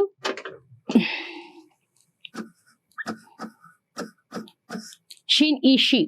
ಓಕೆ, ಬಟ್ ಯಾವ್ದಕ್ಕೆ ಹೈಯೆಸ್ಟ್ ಇದು ಬಂದಿರೋದು ಇಂಡಿಯನ್ ಆರ್ಮಿಗೆ. Indian army has got highest number of medals. ಎಷ್ಟು ಮೆಡಲ್ಸ್ ಗೊತ್ತಾ? Almost it has got 23 medals ಬಂದಿದೆ. ಸೊ ಹಾಗಾಗಿ statement 4 is wrong. Okay, this is right, this is wrong. ಮೇಲಿನ ಎಲ್ಲವೂ ಸರಿಯಾಗಿದೆ, ಕೇವಲ 2 ಹೇಳಿಕೆಗಳು ಮಾತ್ರ ಸರಿಯಾಗಿದೆ. Okay, next. ಪ್ರಾಜೆಕ್ಟ್ಗಳು ನೋಡಿ. ಓಕೆ, ಈ ಪ್ರಾಜೆಕ್ಟ್ಗಳನ್ನ ಭಾರತ ಹೈಡ್ರೋ ಎಲೆಕ್ಟ್ರಿಸಿಟಿ ಪ್ರಾಜೆಕ್ಟ್ ಬೇರೆ ದೇಶಗಳ ಒಂದು ನೆರವಿನೊಂದಿಗೆ ಒಂದು ಸೋಲಾರ್ ಪವರ್ ಪ್ರಾಜೆಕ್ಟ್ ಇದೆ, ಸೌರಶಕ್ತಿ. ಯಾಕಂದ್ರೆ ನೋಡಿ, ಭೂತಾನ್ ಒಂದು ಟಫ್ ಟೆರೆನ್ ಇದೆ, ದುಮ್ಮೆಕ್ಕಿ ಹರಿಯುವಂತಹ ನದಿಗಳಿದಾವೆ, ಸರೋವರಗಳಿದಾವೆ. ಓಕೆ, ಸೊ ಅಲ್ಲಿ ಜಲಶಕ್ತಿಯನ್ನು ಉತ್ಪಾದನೆ ಮಾಡಬಹುದು. ಭೂತಾನ್ ಹತ್ರ ನಾವೇನಾದ್ರೂ ಇಂಪೋರ್ಟ್ ಮಾಡ್ಕೊಳ್ತಿದ್ದೀವಿ ಅಂದ್ರೆ ಅದು ಎಲೆಕ್ಟ್ರಿಸಿಟಿ, ಹೈಡ್ರೋ ಎಲೆಕ್ಟ್ರಿಸಿಟಿ. ಓಕೆ, ಇನ್ನೆಲ್ಲ ನಾವು ಕೊಡ್ತೀವಿ ಹೆಚ್ಚಾಗಿ. ಭೂತಾನ್ ಹತ್ರ we are importing hydro electricity. So Punatsangchhu ಅಂತ ಇದೆಯಲ್ಲ, ಈ ಪ್ರಾಜೆಕ್ಟ್ ಅನ್ನ ನಾವೇ ಮಾಡಿರೋದು ಎಲ್ಲಿ? ಸೊ ಭೂತಾನ್ ಅಲ್ಲಿ ಹೈಡ್ರೋ ಎಲೆಕ್ಟ್ರಿಸಿಟಿ ಪ್ರಾಜೆಕ್ಟ್, ಭೂತಾನ್ ಅಲ್ಲಿ. ರೈಟ್. ಅರುಣ್ ಪ್ರಾಜೆಕ್ಟ್, ಇದು ಕೂಡ ಅರುಣ್ ರಿವರ್ ಅಂತ ಇದೆ ನೇಪಾಳ್ ಅಲ್ಲಿ. Okay, so in Nepal we have constructed this project. ಯಾವುದು? Hydro electricity project. ಸಂಪೂರು ಕೂಡ ಭಾರತನೇ, ಸಂಪೂರ್ ಸೋಲಾರ್ ಪ್ರಾಜೆಕ್ಟ್. ಸೊ ಇದನ್ನ ಶ್ರೀಲಂಕಾದಲ್ಲಿ, Sampur Sri Lanka. Okay, solar project ಅಂದ್ರೆ ಸೌರಶಕ್ತಿನ ಉತ್ಪಾದನೆ ಮಾಡೋದು ಜಂಟಿ ಸಹಭಾಗಿತ್ವದಲ್ಲಿ. ಸೊ ಮತ್ತೆ ಸಲ್ಮಾ ಡ್ಯಾಮ್ ಅಂತ ಕಟ್ಟರದೆಲ್ಲಿ ನಾವು ಅಫ್ಘಾನ್ ಪ್ರಧಾನಿ ಮೋದಿ ಅವರೆಲ್ಲ ಹೋಗಿದ್ರಲ್ಲ ಆಫ್ಘಾನಿಸ್ತಾನಿಗೆ ಹೋಗಿ ಅಲ್ಲಿ ಡ್ಯಾಮ್ ನ ಇನಾಗ್ರೇಟ್ ಮಾಡಿ ಎಲ್ಲ ಬಂದ್ರಲ್ಲ. ಸಲ್ಮಾ ಹೈಡ್ರೋ ಎಲೆಕ್ಟ್ರಿಸಿಟಿ ಮತ್ತೆ irrigation project in Afghanistan, Arun Nepal, Sampur Sri Lanka, Punatsangchhu Bhutan. ಈ 4 ಪ್ರಾಜೆಕ್ಟ್ಗಳನ್ನ ಭಾರತ ನೆರೆಹೊರೆ ದೇಶಗಳೊಂದಿಗೆ ನಮ್ಮ ಒಂದು ಭಾರತದ ಸಹಭಾಗಿತ್ವದೊಂದಿಗೆ ಆ ದೇಶಗಳು ಹಮ್ಮಿಕೊಂಡಿರಂಥದ್ದು ಯೋಜನೆಗಳು. ಓಕೆ, ಎಲ್ಲ ಸರಿ. ಓಕೆ, ಬಯೋಫಾರ್ಮಾ ಶಕ್ತಿ. ಈ ಬಯೋಫಾರ್ಮಾ ಶಕ್ತಿ ಅಂತ 2026 ಬಜೆಟ್ ಅಲ್ಲಿ ಕೇಂದ್ರ ಸರ್ಕಾರ ಇದನ್ನ ರಿಲೀಸ್ ಮಾಡಿದ್ದು. ಏನ್ ಗೊತ್ತಾ, ಈ ಬಯೋಫಾರ್ಮಾ ಶಕ್ತಿ ಅಂತಂದ್ರೆ ಬಯೋಲಾಜಿಕ್ಸ್ ಮತ್ತೆ ಬಯೋಸಿಮಿಲರ್ಸ್ ಅಂತ ಇರುತ್ತೆ. ಅಂದ್ರೆ ವೈರಸ್ಗಳು ಮತ್ತು ಬ್ಯಾಕ್ಟೀರಿಯಾಗಳಿಂದ ಮೆಡಿಸಿನ್ ಅನ್ನು ಉತ್ಪತ್ತಿ ಮಾಡೋದು. ಓಕೆ, ಅವುಗಳ ಒಂದು ಎಬಿಲಿಟಿನ ಹೆಚ್ಚಿಸ್ಬೇಕಂದ್ರೆ ಆ ಮೆಡಿಸಿನ್ಸ್ ಅನ್ನ ನಾವು ಬಯೋಸಿಮಿಲರ್ಸ್ ಅಥವಾ ಬಯೋಲಾಜಿಕ್ಸ್ ಅಂತ ಹೇಳಿದ್ನಲ್ಲ, ಈ ಒಂದು ಬಯೋಫಾರ್ಮಾಸ್ಟಿಕಲ್ಸ್ ಅನ್ನ ಹೆಚ್ಚಿಸಿ ಅವುಗಳ ಉತ್ಪಾದನೆ ಹೆಚ್ಚಿಸಿ ಬೇರೆ ದೇಶಗಳಿಗೆ ನಾವು ರಫ್ತು ಮಾಡಬೇಕು. ಈ ಒಂದು ಫಾರ್ಮಾಸ್ಯೂಟಿಕಲ್ಸ್ ಅಲ್ಲಿ ನಾವು ಇನ್ನಷ್ಟು ಸ್ವಾವಲಂಬಿಗಳಾಗಬೇಕು ಅಂತ. ಓಕೆ, ಸೊ ಈ ಒಂದು ಬಯೋಶಕ್ತಿ ಫಾರ್ಮಾ ಅಂತ ಅಂದ್ಬಿಟ್ಟು ಅದಕ್ಕೆ 5 ವರ್ಷಕ್ಕೆ 10,000 ಕೋಟಿಯಷ್ಟು ಹಣವನ್ನು ಕೂಡ ಮೀಸಲಾಗಿಟ್ರು. ಸೊ ಇಲ್ಲಿ ನೈಪರ್ಸ್ ಅಂತ ಇನ್ಸ್ಟಿಟ್ಯೂಟ್ಸ್ 3 ಹೊಸ ನೈಪರ್ ಇನ್ಸ್ಟಿಟ್ಯೂಟ್ಸ್ ಅನ್ನ ತಗೊಂಡ್ ಬಂದಿದ್ದಾರೆ. Okay, national institute for pharmaceuticals and research ಅಂತ ಅಂದ್ಬಿಟ್ಟು. ಸೊ ಅದ್ರ ಜೊತೆಗೆ ಈ ಡ್ರಗ್ಸ್ ಅಂದ್ರೆ ಫಾರ್ಮಾಸ್ಯೂಟಿಕಲ್ಸ್ ಕಂಪನಿಯನ್ನ ಔಷಧ ಒಂದು ಕ್ಷೇತ್ರವನ್ನ ನಿಯಂತ್ರಿಸುವಂತಹ ರೆಗ್ಯುಲೇಟ್ ಮಾಡುವಂತಹ ಒಂದು ಆರ್ಗನೈಸೇಷನ್ ಯಾವ್ದಾದ್ರು ಇದ್ರೆ, ರೆಗ್ಯುಲೇಟರಿ ಅಥಾರಿಟಿ ಅಂತಿದ್ರೆ ಅದು CDSCO. Okay, centre for drugs control ಅಂತ ಏನ್ ಹೇಳ್ತೀವಿ. ಸೊ ಅದನ್ನು ಕೂಡ ರೆಗ್ಯುಲೇಟ್ ಮಾಡ್ಲಿಕ್ಕೆ ಇದರಲ್ಲಿ ಅವಕಾಶ ಮಾಡಿಕೊಟ್ಟಿದ್ದಾರೆ. ಅಂತ ಒಂದು ಪ್ರಾಧಿಕಾರನ ಕೂಡ ಈ ಒಂದು ಇದ್ರ ಕೆಳಗಡೆ ಅದರ ಒಂದು ಬಲವರ್ಧನೆ ಅಂತ ಹೇಳ್ತೀವಿ, ಸ್ಟ್ರೆಂಥನ್ ಮಾಡೋದು, ಆ ಸಂಸ್ಥೆಯನ್ನ ಇನ್ನಷ್ಟು ಬಲವರ್ಧಿಸಬೇಕು. ಈಗ ಫಾರ್ ಎಕ್ಸಾಂಪಲ್ ಕೆಮ್ಮಿನ್ ಸಿರಪ್, ಇಂಡಿಯನ್ದೆಲ್ಲ ಕೆಮ್ಮಿನ್ ಸಿರಪ್ಗಳೆಲ್ಲ ಕುಡಿದ್ಬಿಟ್ಟು ಬೇರೆ ದೇಶದಲ್ಲಿ ಗಾಂಬಿಯಾ, ಆಫ್ರಿಕನ್ ನೇಷನ್ಸ್ ಅಲ್ಲೆಲ್ಲ ಮಕ್ಕಳೆಲ್ಲ ಸತ್ತೋಗ್ತಿದ್ದಾರೆ. ಸೊ ಅದಕ್ಕೋಸ್ಕರ ಇದನ್ನ ಸ್ಟ್ರಿಕ್ಟ್ ಮಾನಿಟರ್ ಮಾಡಬೇಕು, ಸ್ಟ್ರೆಂಥನ್ ಮಾಡಬೇಕು, ಇಂತಹ ಅವಘಡಗಳು ಸಂಭವಿಸಬಾರ್ದು. ಓಕೆ, ಅದಕ್ಕೋಸ್ಕರ ಅದರ ಬಲವರ್ಧನೆ ಕೂಡ ಮಾಡ್ತಾರೆ. ಓಕೆ, ಏನೇನು ಕೊಟ್ಟಿದ್ದಾರೆ ನೋಡೋಣ.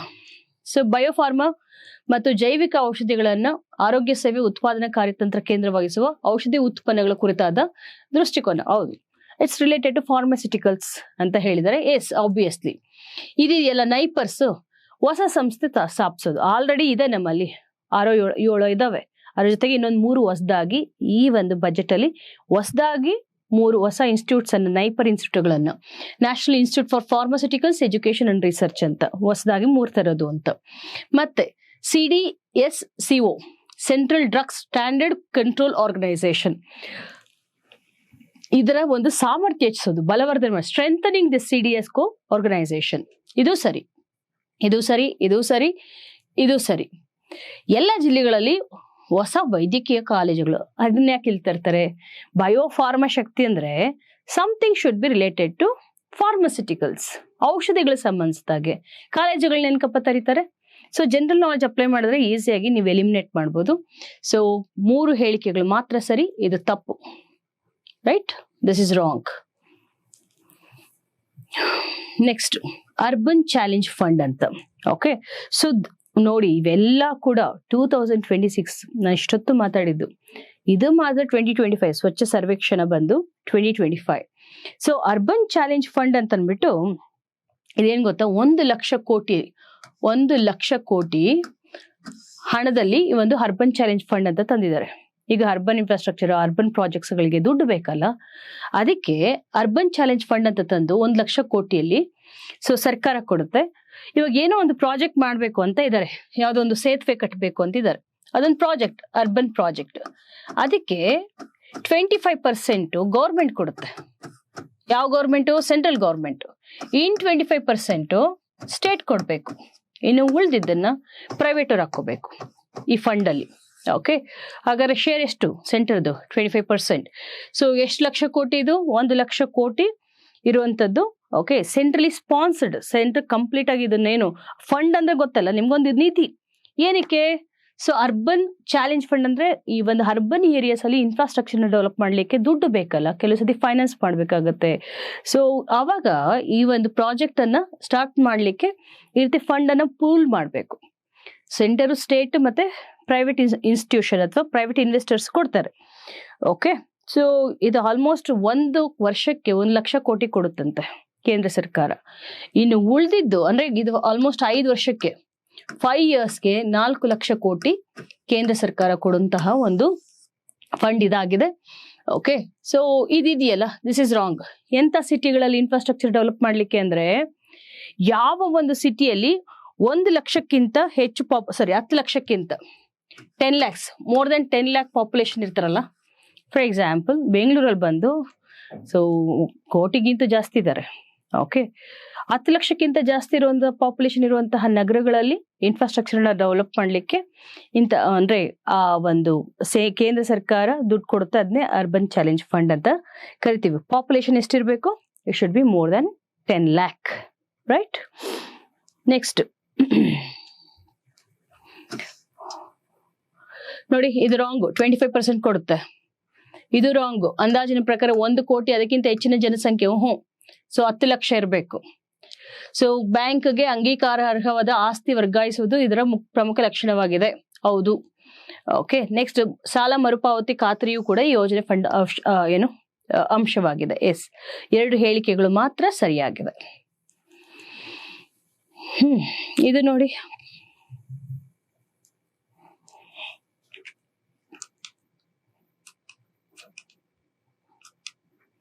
ಸಾಮಾಜಿಕ ಬಹಿಷ್ಕಾರ ತಡೆಗಟ್ಟುವಿಕೆ ನಿಷೇಧ ಮತ್ತು ಪರಿಹಾರ ಮಸೂದೆ.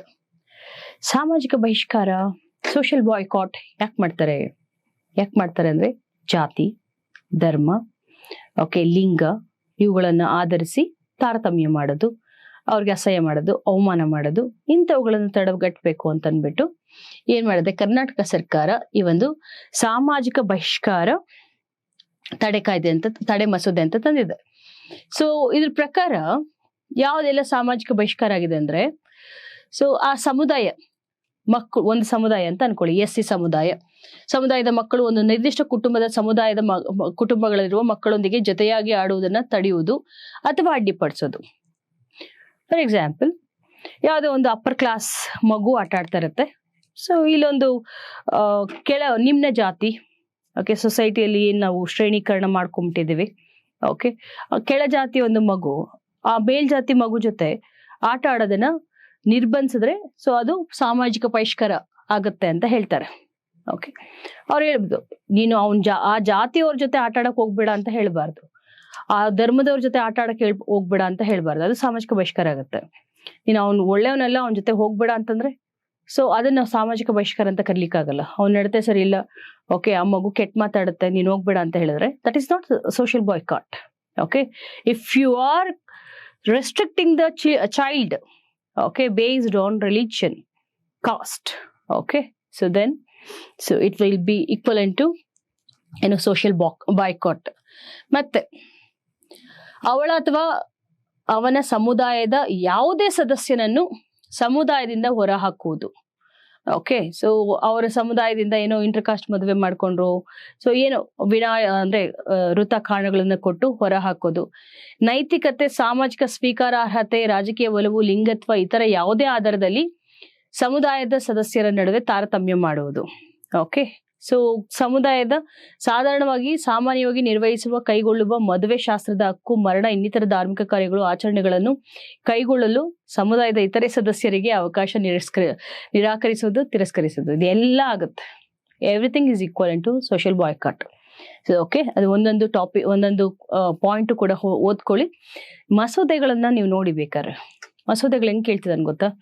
ಈಗ ಗಿಗ್ ಕಾರ್ಮಿಕರ ಮಸೂದೆ, ಓಕೆ, ಸೊ ಅಥವಾ ಈ ಒಂದು ಇತ್ತೀಚೆಗೆ ರೋಹಿತ್ ವೇಮುಲ ಕಾಯ್ದೆ ಅಂತ ಬಂದಿದೆ. ಓಕೆ, ಇವನಾರವ ಬಿಲ್ ಅಂತ ಬಂದಿದೆ, ಕಾರ್ಯಕ್ರಮ. ಇವೆಲ್ಲ ಕೂಡ ಅದ್ರೊಳಗಡೆ ಇರುವಂತಹ ಪ್ರಾವಿಷನ್ಸ್ ತೆಗ್ಬಿಟ್ಟು ಹಾಕ್ತಾನೆ, ಇದು ಯಾವ್ದು ಸರಿ, ಇದು ಯಾವ್ದು ತಪ್ಪು ಅಂತ ಅಂದ್ಬಿಟ್ಟು. Okay, so you should know that all the provisions.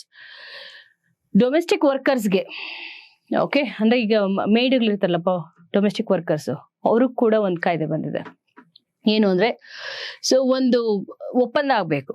For example, ನಮ್ಮನೆಯಲ್ಲಿ ಒಬ್ಬ ಮೇಡ್ನ ಇಟ್ಕೊಂಡಿದೀನಿ ಅಂತಂದ್ರೆ ಮೌಖಿಕವಾಗಿ ಇಷ್ಟು ಕೊಡ್ತೀನಿ, ಅದು ಹೇಳ್ಬೇಕು, ಇಲ್ಲ ಬರ್ದ್ ಕೊಡ್ಬೇಕು, ಇಷ್ಟು ಸಂಬಳ ಕೊಡ್ತೀನಿ, ಇಷ್ಟು ಪ್ರಿವಿಲೇಜ್ ಕೊಡ್ತೀನಿ ನಿನ್ಗೆ ಅಂತ. ಯಾಕಂದ್ರೆ ಅವ್ರೊಂದ್ ಹೇಳ್ತಿರ್ತಾರೆ, ಇವ್ರೊಂದ್ ಹೇಳ್ತಿರ್ತಾರೆ, ಯಾವ್ದು ಗ್ಯಾರಂಟಿ ಅಂತ ತಿಳ್ಕೊಳ್ಳೋದು? ಕನಿಷ್ಠ ಕೂಲಿ ಅಂತ ಕೊಡ್ಲೇಬೇಕು. ಓಕೆ, ಸೊ ವೇತನವನ್ನ ನಿರಾಕರಿಸದೇ ಇರೋದು, ಸೊ ಇವೆಲ್ಲ ಕೂಡ ಅಂದ್ರೆ for the welfare of domestic made. Okay, so ಮನೇಲಿ ಕೆಲಸ ಮಾಡುವಂತಹ ಒಂದು ಇವ್ರು ಇರ್ತಾರಲ್ಲ ವರ್ಕರ್ಸ್, ಅವರನ್ನ ಪ್ರೊಟೆಕ್ಟ್ ಮಾಡ್ಲಿಕ್ಕೆ, for the welfare of them. ಎರಡನೇದು, ವಾರದಲ್ಲಿ 48 ಗಂಟೆ ಕೆಲಸದ ಅವಧಿ, ದಿನಕ್ಕಲ್ಲ ವಾರಕ್ಕೆ. ಓಕೆ, ಅಂದ್ರೆ ಅಪ್ರಾಕ್ಸಿಮೇಟ್ಲಿ ಒಂದು ವಾರ 7 days, ಎಷ್ಟು ಒಂದು 5 hours, 5 7s ಎಷ್ಟು, 5 35. Okay, almost 5 to 6 hours. Okay, 6 hours ಕೆಲಸ ಕೊಡೋದು. ಆಮೇಲೆ ಕನಿಷ್ಠ ಮತ್ತು ಹೆಚ್ಚುವರಿ ಅವಧಿ ವೇತನ ಕಡ್ಡಾಯ, ಮಿನಿಮಮ್ ಕೊಡ್ಲೇಬೇಕು. ಮತ್ತೇನಾದ್ರು ಕೆಲಸ ಜಾಸ್ತಿ ಮಾಡಿಸ್ಕೊಂಡ್ರೆ ಅದಕ್ಕೂ ಎಕ್ಸ್ಟ್ರಾ ದುಡ್ಡು ಹಾಕೊಡ್ಬೇಕು. ಓಕೆ, ಇವತ್ತು ಮನೆಗೆ ನೆಂಟ್ರೆ ಜಾಸ್ತಿ ಬರ್ತಿದ್ರೆ ಕೆಲಸ ಮಾಡು ಅಂತಂದ್ರೆ ಅದಕ್ಕೆ ಎಕ್ಸ್ಟ್ರಾ ದುಡ್ಡು ಕೊಡ್ಬೇಕಾಗತ್ತೆ. ಕನಿಷ್ಠನೂ ಕೊಡ್ಬೇಕು, ಹೆಚ್ಚುವರಿ ಅವಧಿಗೂ ಕೊಡ್ಬೇಕು. ಕಾರ್ಯಕ್ಷಮತೆ ಹೆಚ್ಚಿಸುವ ಮತ್ತು ಇತರ ತರಬೇತಿ ಕಾರ್ಯಕ್ರಮಗಳು ಗೃಹ ಕೆಲಸಗಾರರ ಹಕ್ಕಾಗಿದೆ. ಏನೋ ಫಾರ್ ಎಕ್ಸಾಂಪಲ್, ನಾನು ಬರೀ ಮೇಡ್ ಆಗಿ ಮಾಡಲಿಕ್ಕೆ ಅಂದ್ರೆ ಇದ್ರ ಜೊತೆಗೆ ನಾನು ಏನಾದ್ರು ಟೈಲರಿಂಗ್ ಮಾಡ್ತೀನಿ, ಬ್ಯೂಟಿಷಿಯನ್ ಕೋರ್ಸ್ ಮಾಡ್ತೀನಿ ಅಂದ್ರೆ ಅದಕ್ಕೂ ಕೂಡ ಉದ್ಯೋಗದಾತರು ಪರ್ಮಿಟ್ ಮಾಡಬೇಕು ಅಂತ. ಓಕೆ, ಸೊ ಎಲ್ಲ ಹೇಳಿಕೆಗಳು ಕೂಡ ಸರಿಯಾಗಿ ಇದಾವೆ.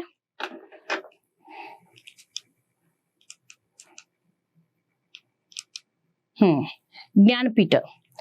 ಜ್ಞಾನಪೀಠ ನೋಡಿ, very important. Jnanpith grey area, core area ಬಂದೇ ಬರುತ್ತೆ. ಓಕೆ, ಸೊ ಪ್ರಶಸ್ತಿ ಆದ್ರೆ ಇಷ್ಟು ಡೈರೆಕ್ಟ್ ಆಗಿ ಏನ್ ಕೇಳಿಲ್ಲ, ಎಷ್ಟು ಡೆಪ್ತ್ಗೆ ಹೋಗಿದ್ದಾರೆ ನೋಡಿ. ಸೊ ಎಷ್ಟನೇ ಜ್ಞಾನಪೀಠ ಇದು? 60ನೇ ಜ್ಞಾನಪೀಠ. ಕ್ವಶನ್ ಅಲ್ಲೇ ಕೇಳ್ಬಿಟ್ಟಿದ್ದಾರೆ. ಯಾರಿಗೆ ಸಿಕ್ಕಿದೆ ಅಂತಂದ್ರೆ ತಮಿಳ್ನ ಒಬ್ಬ ಪಯಟ್ಗೆ, ವೈರಮುತ್ತು ಅವರಿಗೆ ಸಿಕ್ಕಿದೆ, ವೈರಮುತ್ತು ರಾಮಸ್ವಾಮಿ. ಓಕೆ, ಆದ್ರೆ ಇವ್ರಿಗೆ ಸಿಕ್ಕಿರೋದು ಅಂದ್ರೆ ತಮಿಳುನಾಡಿನ ಕವಿಗಳು ಸಿಕ್ಕಿರುವಂತದ್ದು 3ನೇ ಜ್ಞಾನಪೀಠ ಇದು. ಅವ್ರೇನ್ ಕೊಟ್ಟಿದ್ದಾರೆ ಗೊತ್ತಾ? 2ನೇ ಜ್ಞಾನಪೀಠ ಅಂತ ಹೇಳಿದ್ದಾರೆ, 2ನೇ ಸಾಹಿತಿ ಆಗಿದ್ದಾರೆ. So is a 3rd literary person to receive this award. ನೋಡಿ ಎಷ್ಟು ಮೈನ್ಯೂಟ್ ಚೇಂಜಸ್ ಅನ್ನ ತರ್ತಾರೆ. ಓಕೆ, ಮತ್ತೆ 10 ಬಾರಿ ರಾಷ್ಟ್ರೀಯ ಚಲನಚಿತ್ರ ಪ್ರಶಸ್ತಿಗೆ ಪಾತ್ರರಾಗಿರುವ ಭಾರತ ಏಕೈಕ ವ್ಯಕ್ತಿ. ಎಲ್ಲಾದ್ರೂ ಅಂದ್ರೆ ಹಂಗೇನ ಇದ್ದಿದ್ರೆ ನಿಮ್ ಕಣ್ಣಿಗೆ ಬಿದ್ದ್ಬಿಡುತ್ತೆ. ಓದಿಲ್ಲ ಅಂದ್ರೆ ಇರ್ಬೋದಾ ಅಂತ ಯೋಚನೆ ಮಾಡ್ಬೇಡಿ. ಯಾಕಂದ್ರೆ ಜ್ಞಾನಪೀಠ ಓದ್ಬೇಕಾದ್ರೆ ಇಂಥದ್ದೇನಾದ್ರೂ ಫೀಚರ್ ಇದ್ರೆ 10 ಬಾರಿ ಭಾರತದ ಏಕೈಕ ಅಂತಿದ್ದಾಗ ನಿಮ್ ಗಮನ ಕೊಟ್ಟು ಓದಿರ್ತೀರ. ಆ ಥರದ್ದು ಏನಾದ್ರು ಇಲ್ವಲ್ಲ, ಹಂಗೇನು ಓದಿಲ್ವಲ್ಲ ಅಂತ ಅನಿಸ್ತಿರುತ್ತೆ. ಆದ್ರೂ ಕೂಡ ಇರಬಹುದೇನೋ ಅಂತ ಕೂಡ ಯೋಚನೆ ಮಾಡ್ತಿರ್ತೀರ. ತುಂಬಾ ಯುನಿಕ್ ಆಗಿ ನಿಮ್ಗೆ ಸೌಂಡ್ ಆದ್ರೆ, ಸ್ಟ್ರೇಂಜ್ ಅಂತ ಅನ್ಸಿದ್ರೆ, don't touch the topic. Okay, so ಅದು you assume it is a wrong statement ಅಂತ. ಬಟ್ ಇದಿದೆಯಲ್ಲ, ಪದ್ಮಶ್ರೀ ಪದ್ಮಭೂಷಣ ಪ್ರಶಸ್ತಿಗೆ ಭಾಜನರಾಗಿದ್ದಾರೆ. ಹೌದು, ವೈರಮುತ್ತು ಅವರಿಗೆ ಪದ್ಮಶ್ರೀನೂ ಸಿಕ್ಕಿದೆ, ಪದ್ಮಭೂಷಣ ಸಿಕ್ಕಿದೆ. ಈ ಪೊಯಿಟ್ರಿ ಕೊಟ್ಟಿದ್ದಾರೆ ನೋಡಿ. ನಮ್ ಕರ್ನಾಟಕಕ್ಕೆ 8 ಜ್ಞಾನಪೀಠ, ಅವ್ರಿಗಿನ್ನ 3 ಸಿಕ್ಕಿರೋದು. ದ್ರಾವಿಡ ಭಾಷೆ ಬಹಳ ಪ್ರಾಚೀನ ಹಿನ್ನೆಲೆಯನ್ನ ಹೊಂದಿದೆ, ಶ್ರೀಮಂತ ಇತಿಹಾಸ ಹೊಂದಿದೆ ಅಂತ ಹೇಳಿದ್ರು ಕೂಡ, so they are just receiving 3rd Jnanpith, unlike Kannada. Okay, so ಹಾಗಾದ್ರೆ ಫಸ್ಟ್ ಒನ್ ಕರೆಕ್ಟ್ ಇದೆ. ಸೊ ಇಲ್ಲಿ ಏನ್ ಕೊಟ್ಟಿದ್ದಾನೆ? ತಪ್ಪಾಗಿದೆ ಅಂತ ಕೇಳಿದಾನೆ. ಯಾವ್ದೇ ತಪ್ಪಾಗಿರೋದು? B and C, right. Next, academy ಪ್ರಶಸ್ತಿಗಳು ಅಂತ ಅಂದ್ಬಿಟ್ಟು. ಓಕೆ, ಸೊ ಅಕಾಡೆಮಿ ಪ್ರಶಸ್ತಿಗಳು ಕೊಟ್ಟಿದ್ದಾರೆ. ಅದರಲ್ಲಿ ಒಂದು ಮೂವಿ ಇದೆ, Sinner is a not best movie. Okay, ಸಿನ್ನರ್ಗಿಂತ ಇನ್ನೊಂದು ಯಾವ್ದು ಮೂವಿ ಕೊಟ್ಟಿದ್ದಾನೆ, ಒನ್ ಬ್ಯಾಟಲ್ ಆಫ್ಟರ್ ಅನದರ್ ಅಂತ.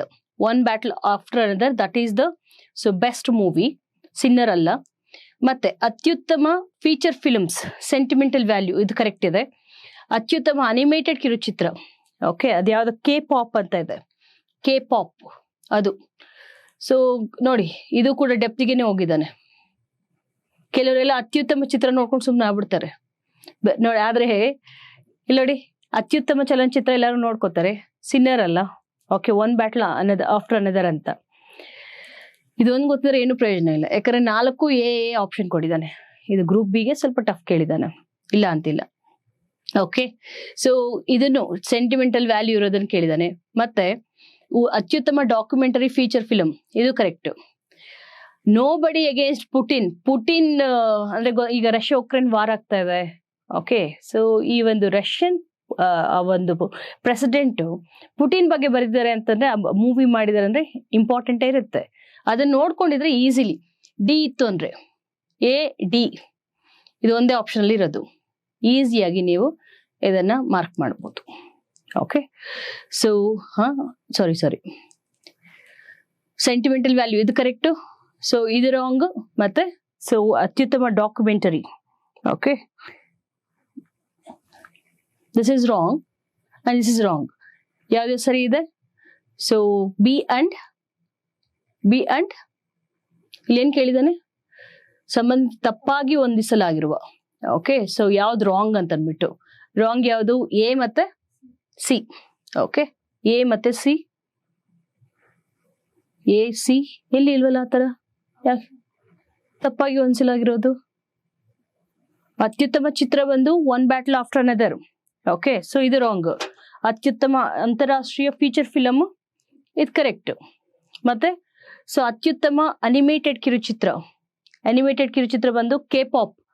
ಓಕೆ, ಸೊ ಅತ್ಯುತ್ತಮ ಡಾಕ್ಯುಮೆಂಟ್ರಿ ಇದು. ಸೊ ಆಪ್ಷನ್ ಇದು ರಾಂಗ್ ಆಗಿದೆ, ಸೊ ಗ್ರೇಸ್ ಕೊಡ್ತಾನೆ ಅವನು. ಇದು ಜಿ ಕೆ ಅಲ್ಲಿ ಬರುತ್ತೆ.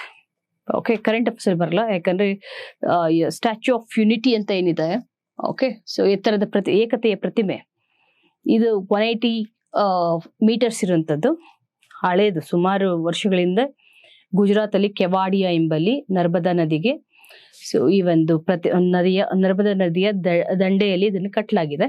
ಓಕೆ, ಸೊ ರಾಮ್ಜಿ ಸುತ್ತಾರ್, ಓಂಜಿ ಅಲ್ಲ, ರಾಮ್ಜಿ ಸುತ್ತಾರ್, ಜಿ ಕೆ ಇದು. ನೆಕ್ಸ್ಟ್, ರಾಷ್ಟ್ರೀಯ ವಿಜ್ಞಾನ ದಿನಾಚರಣೆ ಸಂದರ್ಭದಲ್ಲಿ ANRF ಅಂತ ಒಂದು ಫಂಡ್, ಆಕ್ಚುಲಿ ANRF ಅಂತ ಒಂದು ಆಕ್ಟ್ ಕೂಡ ತಂದಿದ್ದಾರೆ. Okay, Anusandhan national research foundation ಅಂತ. ಈಗ ಇತ್ತೀಚೆಗೆ ಮೋದಿ ಅವರು ಸೊ ಜೈ ಜವಾನ್, ಜೈ ಕಿಸಾನ್, ಜೈ ವಿಜ್ಞಾನ್, ಈಗ ಜೈ ಅನುಸಂಧಾನ್ ಅಂತಂದ್ರು. Okay, we have to give much importance for research and innovation ಅಂತ. ಸೊ ಅದನ್ನೇನೆ, ಸೊ ರಿಸರ್ಚ್ಗೆ ನಾವು ಹೆಚ್ಚಿನ ಒಂದು ಆಸಕ್ತಿ, ಹೆಚ್ಚಿನ ಪ್ರಾಶಸ್ತ್ಯ ಕೊಡ್ತಿರೋದು. Okay, Anusandhan national research foundation, ಇದು ಕರೆಕ್ಟ್ ಅಬ್ರಿವೇಶನ್. ಓಕೆ, ನೆಕ್ಸ್ಟ್, ಇದು ಕೂಡ ಬಜೆಟ್ ಅಲ್ಲಿ ಬಂದಿದೆ. ಏನಪ್ಪಾ ಅಂದ್ರೆ ಇದೊಂದು AI ಟೂಲ್.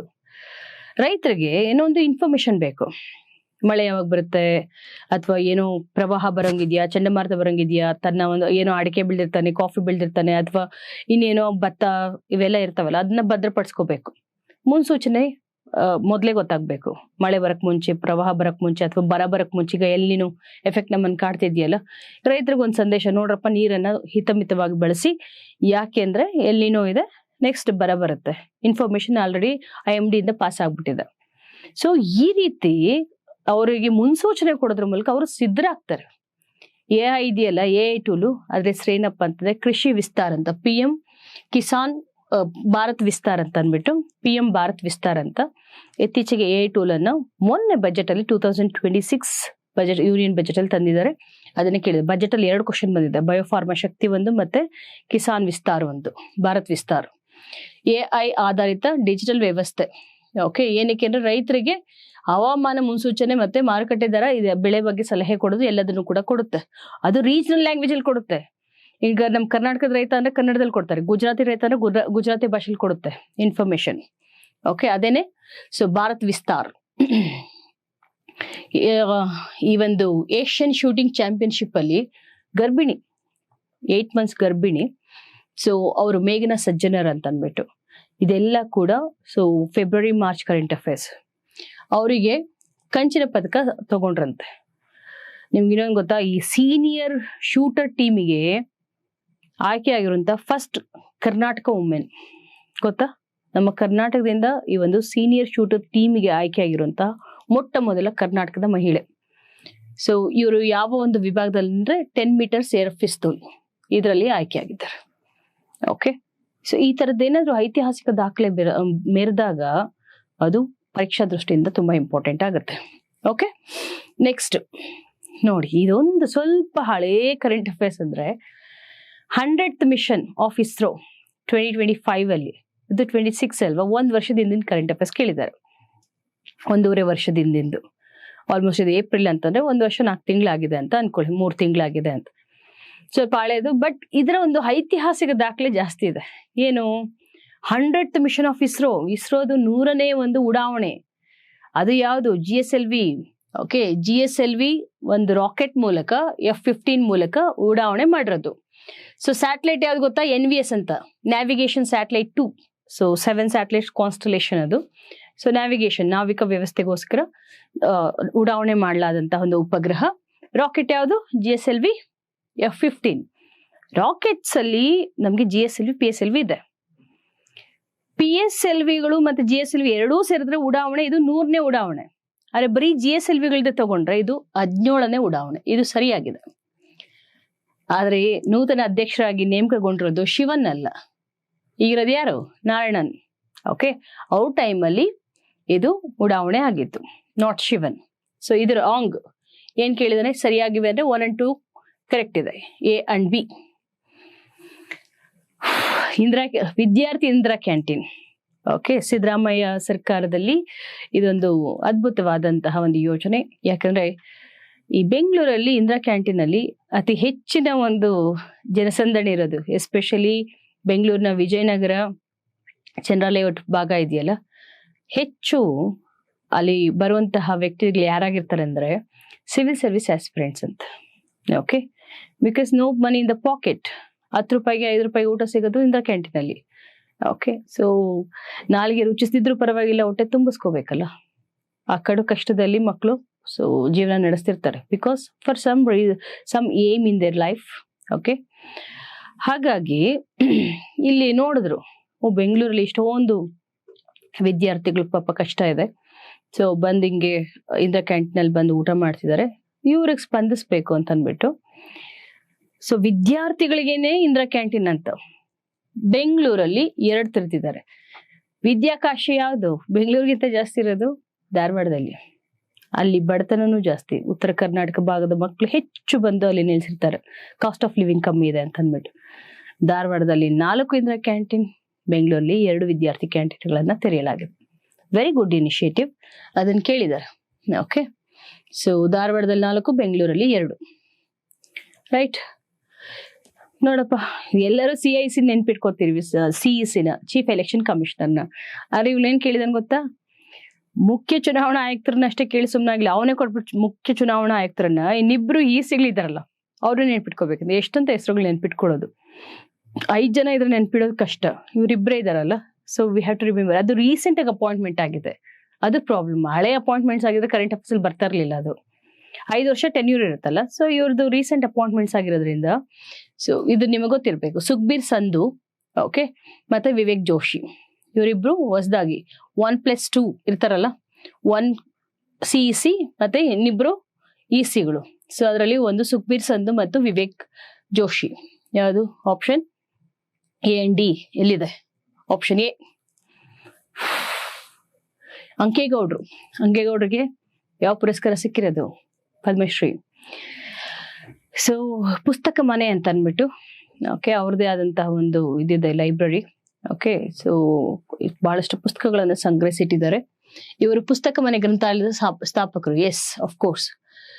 ಸೊ ಇನ್ನು ಗ್ರಂಥಾಲಯ ಮಾಡ್ಬೇಕು ಅಂತ ಈಗ ಇತ್ತೀಚೆಗೆ DK ಶಿವಕುಮಾರ್ ಅವರು CM ಆದಾಗ, okay, very recently as announced, ಅವ್ರಿಗೆ 1-2 ಎಕರೆ ಜಮೀನು ಮತ್ತೆ 5 ಕೋಟಿ ದುಡ್ಡೆಲ್ಲ ಕೊಟ್ಟು ಈ ಒಂದು ಗ್ರಂಥಾಲಯ ನಿರ್ಮಾಣ ಮಾಡಬೇಕು ಅಂತ ಸೊ ಪ್ರಪೋಸಲ್ ಇಟ್ಟಿದ್ದಾರೆ. ಓಕೆ, ಇವ್ರಿಗೆ ಪದ್ಮ ವಿಭೂಷಣ ಸಿಕ್ಕಿರೋದಲ್ಲ, ಪದ್ಮಶ್ರೀ ಸಿಕ್ಕಿರೋದು. ಪದ್ಮಶ್ರೀ ಪುರಸ್ಕಾರ ಸಿಕ್ಕಿದೆ, not Padma Vibhushan. Okay, so ಪುಸ್ತಕ ಮನೆ ಗ್ರಂಥಾಲಯದ ಸ್ಥಾಪಕರು. ತಪ್ಪಾದ ಹೇಳಿಕೆ ಅಂತ ಕೇಳಿದ್ದಾರೆ. ಸೊ ಸಿ ತಪ್ಪ. ಮತ್ತೆ ಈ ಗ್ರಂಥಾಲಯವನ್ನು ಮಂಡ್ಯದಲ್ಲಿ ಸ್ಥಾಪಿಸಲಾಗಿದೆ. ಓಕೆ, ಮಂಡ್ಯದವರೇ ಅವರು. ಓಕೆ, ಬಟ್ ಈಗ ಅವ್ರ ಹೆಸರಲ್ಲಿ ಗ್ರಂಥಾಲಯ ಸ್ಥಾಪಿಸ್ಬೇಕು ಮಂಡ್ಯದಲ್ಲಿ ಅಂತ ಇತ್ತೀಚೆಗೆ ಹಣವನ್ನ ಈಗ ಗ್ರಾಂಟ್ ಮಾಡಿದ್ದಾರೆ ಗವರ್ಮೆಂಟ್, ಇನ್ನೂ ಆಗಿಲ್ಲ. ಸೊ ಹಾಗಾಗಿ ಸೊ ಆ ಕಾಲಕ್ಕೆ B ಮತ್ತೆ C ರಾಂಗ್ ಇತ್ತು. ರೈಟ್, ನೆಕ್ಸ್ಟ್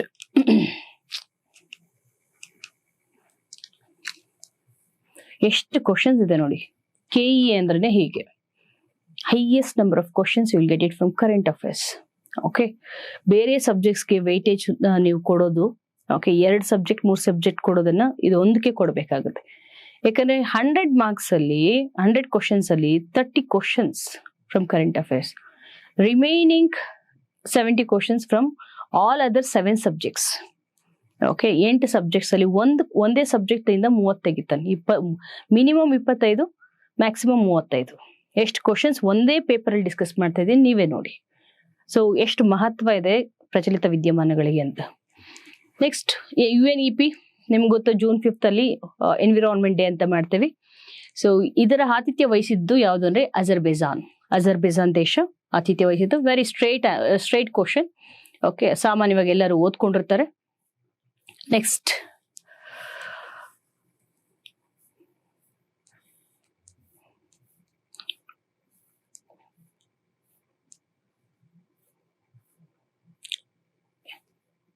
ಮುಗ್ದಿಲ್ಲ, ಇನ್ನ ಇದೆ.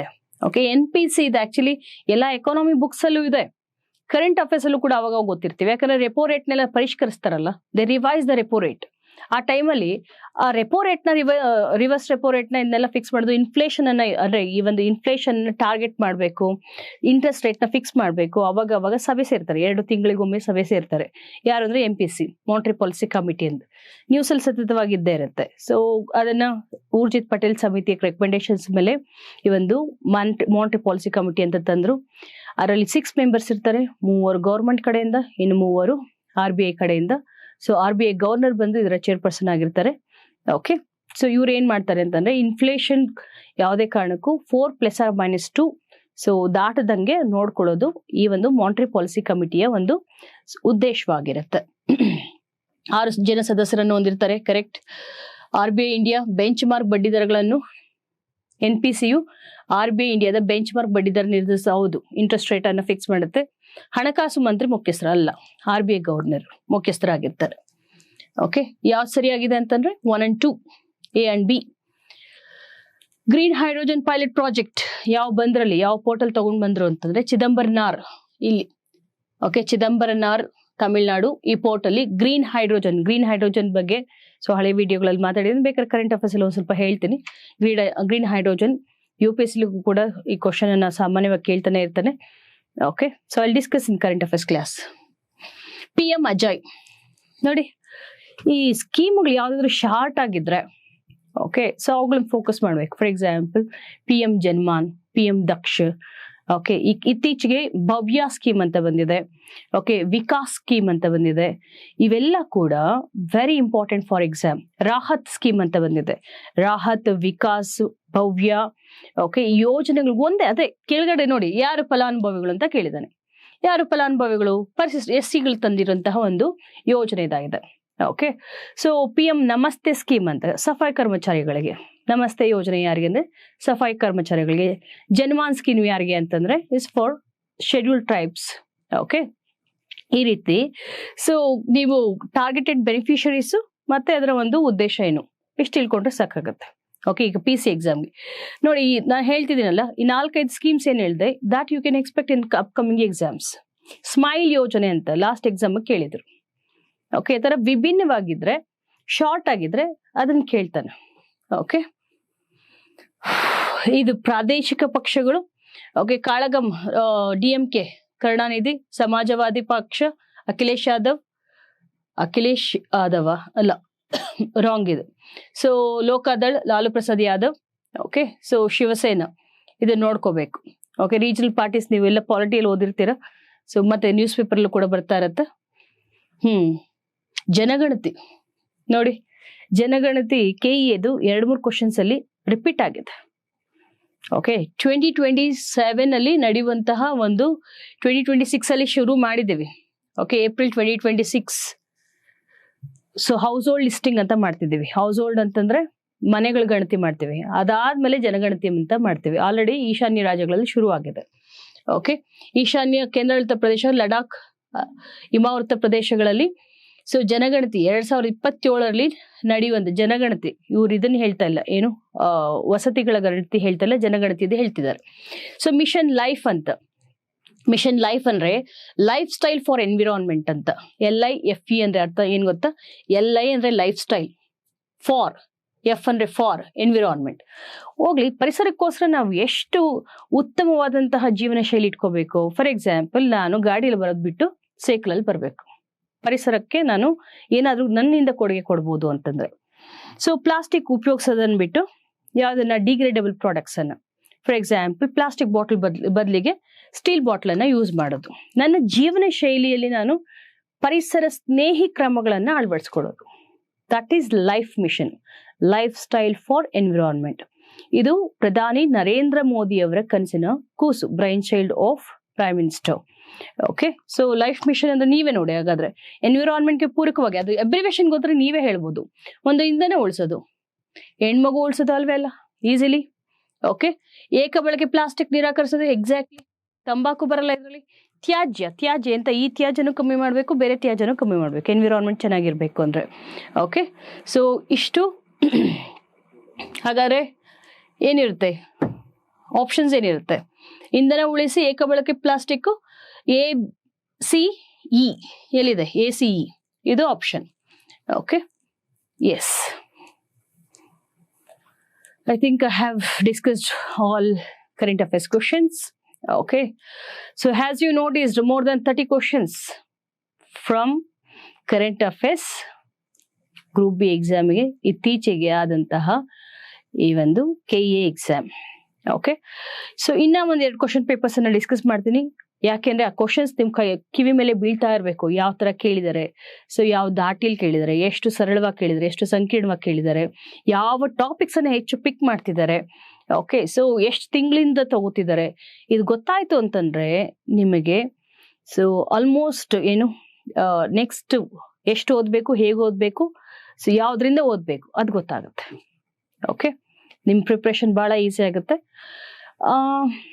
ಇದನ್ನ ಮನಗಂಡು ಏನು ರೀಸೆಂಟ್ ಕರೆಂಟ್ ಅಫೇರ್ಸ್ ಅನ್ನ KE ಹೆಚ್ಚಾಗಿ ಕೇಳ್ತಾ ಇದೆ, ಅದನ್ನ ಕೇಂದ್ರೀಕರಿಸ್ತಾ ಇದೆ. ಹಾಗಾಗಿ ಅದನ್ನ ಗಮನಿಸಿ ನಾನು ಲಾಸ್ಟ್ 6 months ಕರೆಂಟ್ ಅಫೇರ್ಸ್ ಅನ್ನ ಜಾಸ್ತಿ ಪ್ರಾಶಸ್ತ್ಯ ಕೊಡೋಣ. Okay, January to June 6 months current affairs ಮಾಡ್ತಾನೆ. ಅದಾದ ನಂತರ ನಿಮ್ಗಿರೋದು ಆಗಸ್ಟ್ ಅಲ್ಲಿ ಎಕ್ಸಾಮ್ ಅಲ್ವಾ, ಜುಲೈ ಕರೆಂಟ್ ಅಫೇರ್ಸ್ ಅನ್ನ ಸೊ July 28 ಹಂಗೆ ಸೊ ಅವಾಗ 2 hours ಕಂಪ್ಲೀಟ್ ಮಾಡ್ಕೊಡ್ತೇನೆ. So over all 12 hours plus 2 hours 14 hours ಅಲ್ಲಿ ನಿಮಗೆ 7 ತಿಂಗಳು ಕರೆಂಟ್ ಅಫೇರ್ಸ್ ಅನ್ನ ಮುಗಿಸ್ಕೊಡ್ತೀನಿ. ಸೊ ತುಂಬಾ ಕ್ರಿಸ್ಪ್ ಆಗಿ ಎಕ್ಸಾಮಿಗೆ ಅಗತ್ಯವಿರುವಷ್ಟು ಎಷ್ಟಾಗುತ್ತೋ ಅಷ್ಟು ಸೋಸಿ ಬಟ್ಟೆ ಇಳಿಸಿ ಕೊಡುವಂತ ಪ್ರಯತ್ನ ಮಾಡ್ತೀನಿ. ಯಾಕಂದ್ರೆ ಈಗ ಇನ್ಫಾರ್ಮೇಶನ್ ಓವರ್ಲೋಡ್ ಆದಾಗ ನಿಮ್ಗೆ ಯಾವ್ದು ಓದ್ಬೇಕು, ಯಾವ್ದು ಬಿಡಬೇಕು, ಈ ಎಕ್ಸಾಮ್ಗೆ ಯಾವ್ದು ಇಂಪಾರ್ಟೆಂಟು, ಅದನ್ನ ಫಿಲ್ಟರ್ ಮಾಡೋದು ಕಷ್ಟ ಆಗತ್ತೆ ನಿಮ್ಗೆ. Okay, that I will be doing because I am having more than 12 years of experience in this field. ಅನುಭವ ಅಂದ್ರೆ ಇಷ್ಟು ವರ್ಷಗಳಿಂದ ಇದೇ ಒಂದು ಫೀಲ್ಡ್ ಅಲ್ಲಿ ಕರೆಂಟ್ ಅಫೇರ್ಸ್ ಅನ್ನ ಬೋಧನೆ ಮಾಡ್ಕೊಂಡು ಬಂದಿರೋದ್ರಿಂದ ಆ ಅನುಭವ ಇದೆ. ಇದನ್ನ ಕ್ಲಾಸಸ್ July 1st ಇಂದ ಸ್ಟಾರ್ಟ್ ಮಾಡ್ತಾ ಇದ್ದೀನಿ. July 1st ಇಂದ July 6th ವರೆಗೂ 12 hours ಕ್ಲಾಸು, ಪ್ರತಿದಿನ 2 hours ಮಾಡಿ ಅವತ್ತೇ ಸ್ಟೂಡೆಂಟ್ಸ್ಗೆ ಅಪ್ಲೋಡ್ ಮಾಡ್ತೀನಿ ಆ ಕ್ಲಾಸಸ್ ಅನ್ನ. ಸೊ July 6th ಆದ್ಮೇಲೆ PDF ಕೊಡ್ತೇನೆ. ಓಕೆ, ಸೊ ಇಷ್ಟು ಇದನ್ನ PDF ಇಟ್ಕೊಂಡು ಕ್ಲಾಸಸ್ ಕೇಳ್ಕೊಂಡು ಅಪ್ಡೇಟ್ ಮಾಡ್ಕೊಂಡು ಹೋಗ್ತಾರೆ. Okay, I'll try my best to cover all the topics which are very important for the exam. Okay, thank you so much. All the best. So ಯಾರಿಗಾದ್ರೂ ಈ ಒಂದು course crash ಕೋರ್ಸಿಗೆ ಏನಾದ್ರು PC ಅಂತ ಅಂದ್ಬಿಟ್ಟೆ PC specific ಆಗಿ crash course ಮಾಡ್ತಿದ್ದೀನಲ್ವಾ, ಇದಕ್ಕೇನಾದ್ರೂ enrol ಆಗ್ಬೇಕು ಅಂತ ಆಸಕ್ತಿ ಇರುವಂತಹ ಮಕ್ಕಳು ಈ ನಂಬರಿಗೆ ನೀವು ಕಾಂಟ್ಯಾಕ್ಟ್ ಮಾಡ್ಬೋದು. ಯಾವುದಂದ್ರೆ 9164616412. ಓಕೆ, ಇವ್ರಿಗೆ ವಾಟ್ಸಪ್ ಮೆಸೇಜ್ ಮಾಡಿ. ಸೊ ನಾನು ಅಂದ್ರೆ ಇದನ್ನ ಫ್ರೀಯಾಗಿ ಮಾಡೋಣ ಅಂತ ಅನ್ಕೊಂಡೆ. Okay, actually I thought of doing it free ಮಾಡಿದ್ರೆ ವ್ಯಾಲ್ಯೂ ಇರಲ್ಲ. ಸೊ ಮಕ್ಕಳು ಮೇ ಬಿ ಸೊ ಅಷ್ಟು ಅಂದ್ರೆ ಸೀರಿಯಸ್ ಆಗಿ ತಗೊಳಲ್ಲ. 100 rupees ಕೊಟ್ಟಿದ್ದೀನಿ ಅಂತ ಆದ್ರೂ ವಿಡಿಯೋ ಪೂರ್ತಿ ನೋಡ್ತಾರೆ ಅಲ್ವಾ, ಯಾಕಂದ್ರೆ ದುಡ್ಡಿನ ಮಹತ್ವ ಪ್ರತಿಯೊಬ್ಬರಿಗೂ ಗೊತ್ತೇ ಇರುತ್ತೆ. So any how I will be doing this class for 100 rupees. Okay, so enrol it. ಯಾರಿಗಾದ್ರೂ 100 rupees ಕಟ್ಟಕ್ ಆಗಲ್ಲ ಅಂದ್ರೆ so just message me so that I can provide you freely. Okay, so only intention is I want you to get clear with this exam. ಯಾವ್ದೊಂದು ಲೈಫಲ್ಲಿ ಒಂದು government job ಆದ್ರೆ ಸೆಕ್ಯೂರಿಟಿನೂ ಇರುತ್ತೆ, financial security, confidence ಇರುತ್ತೆ. Okay, all the best.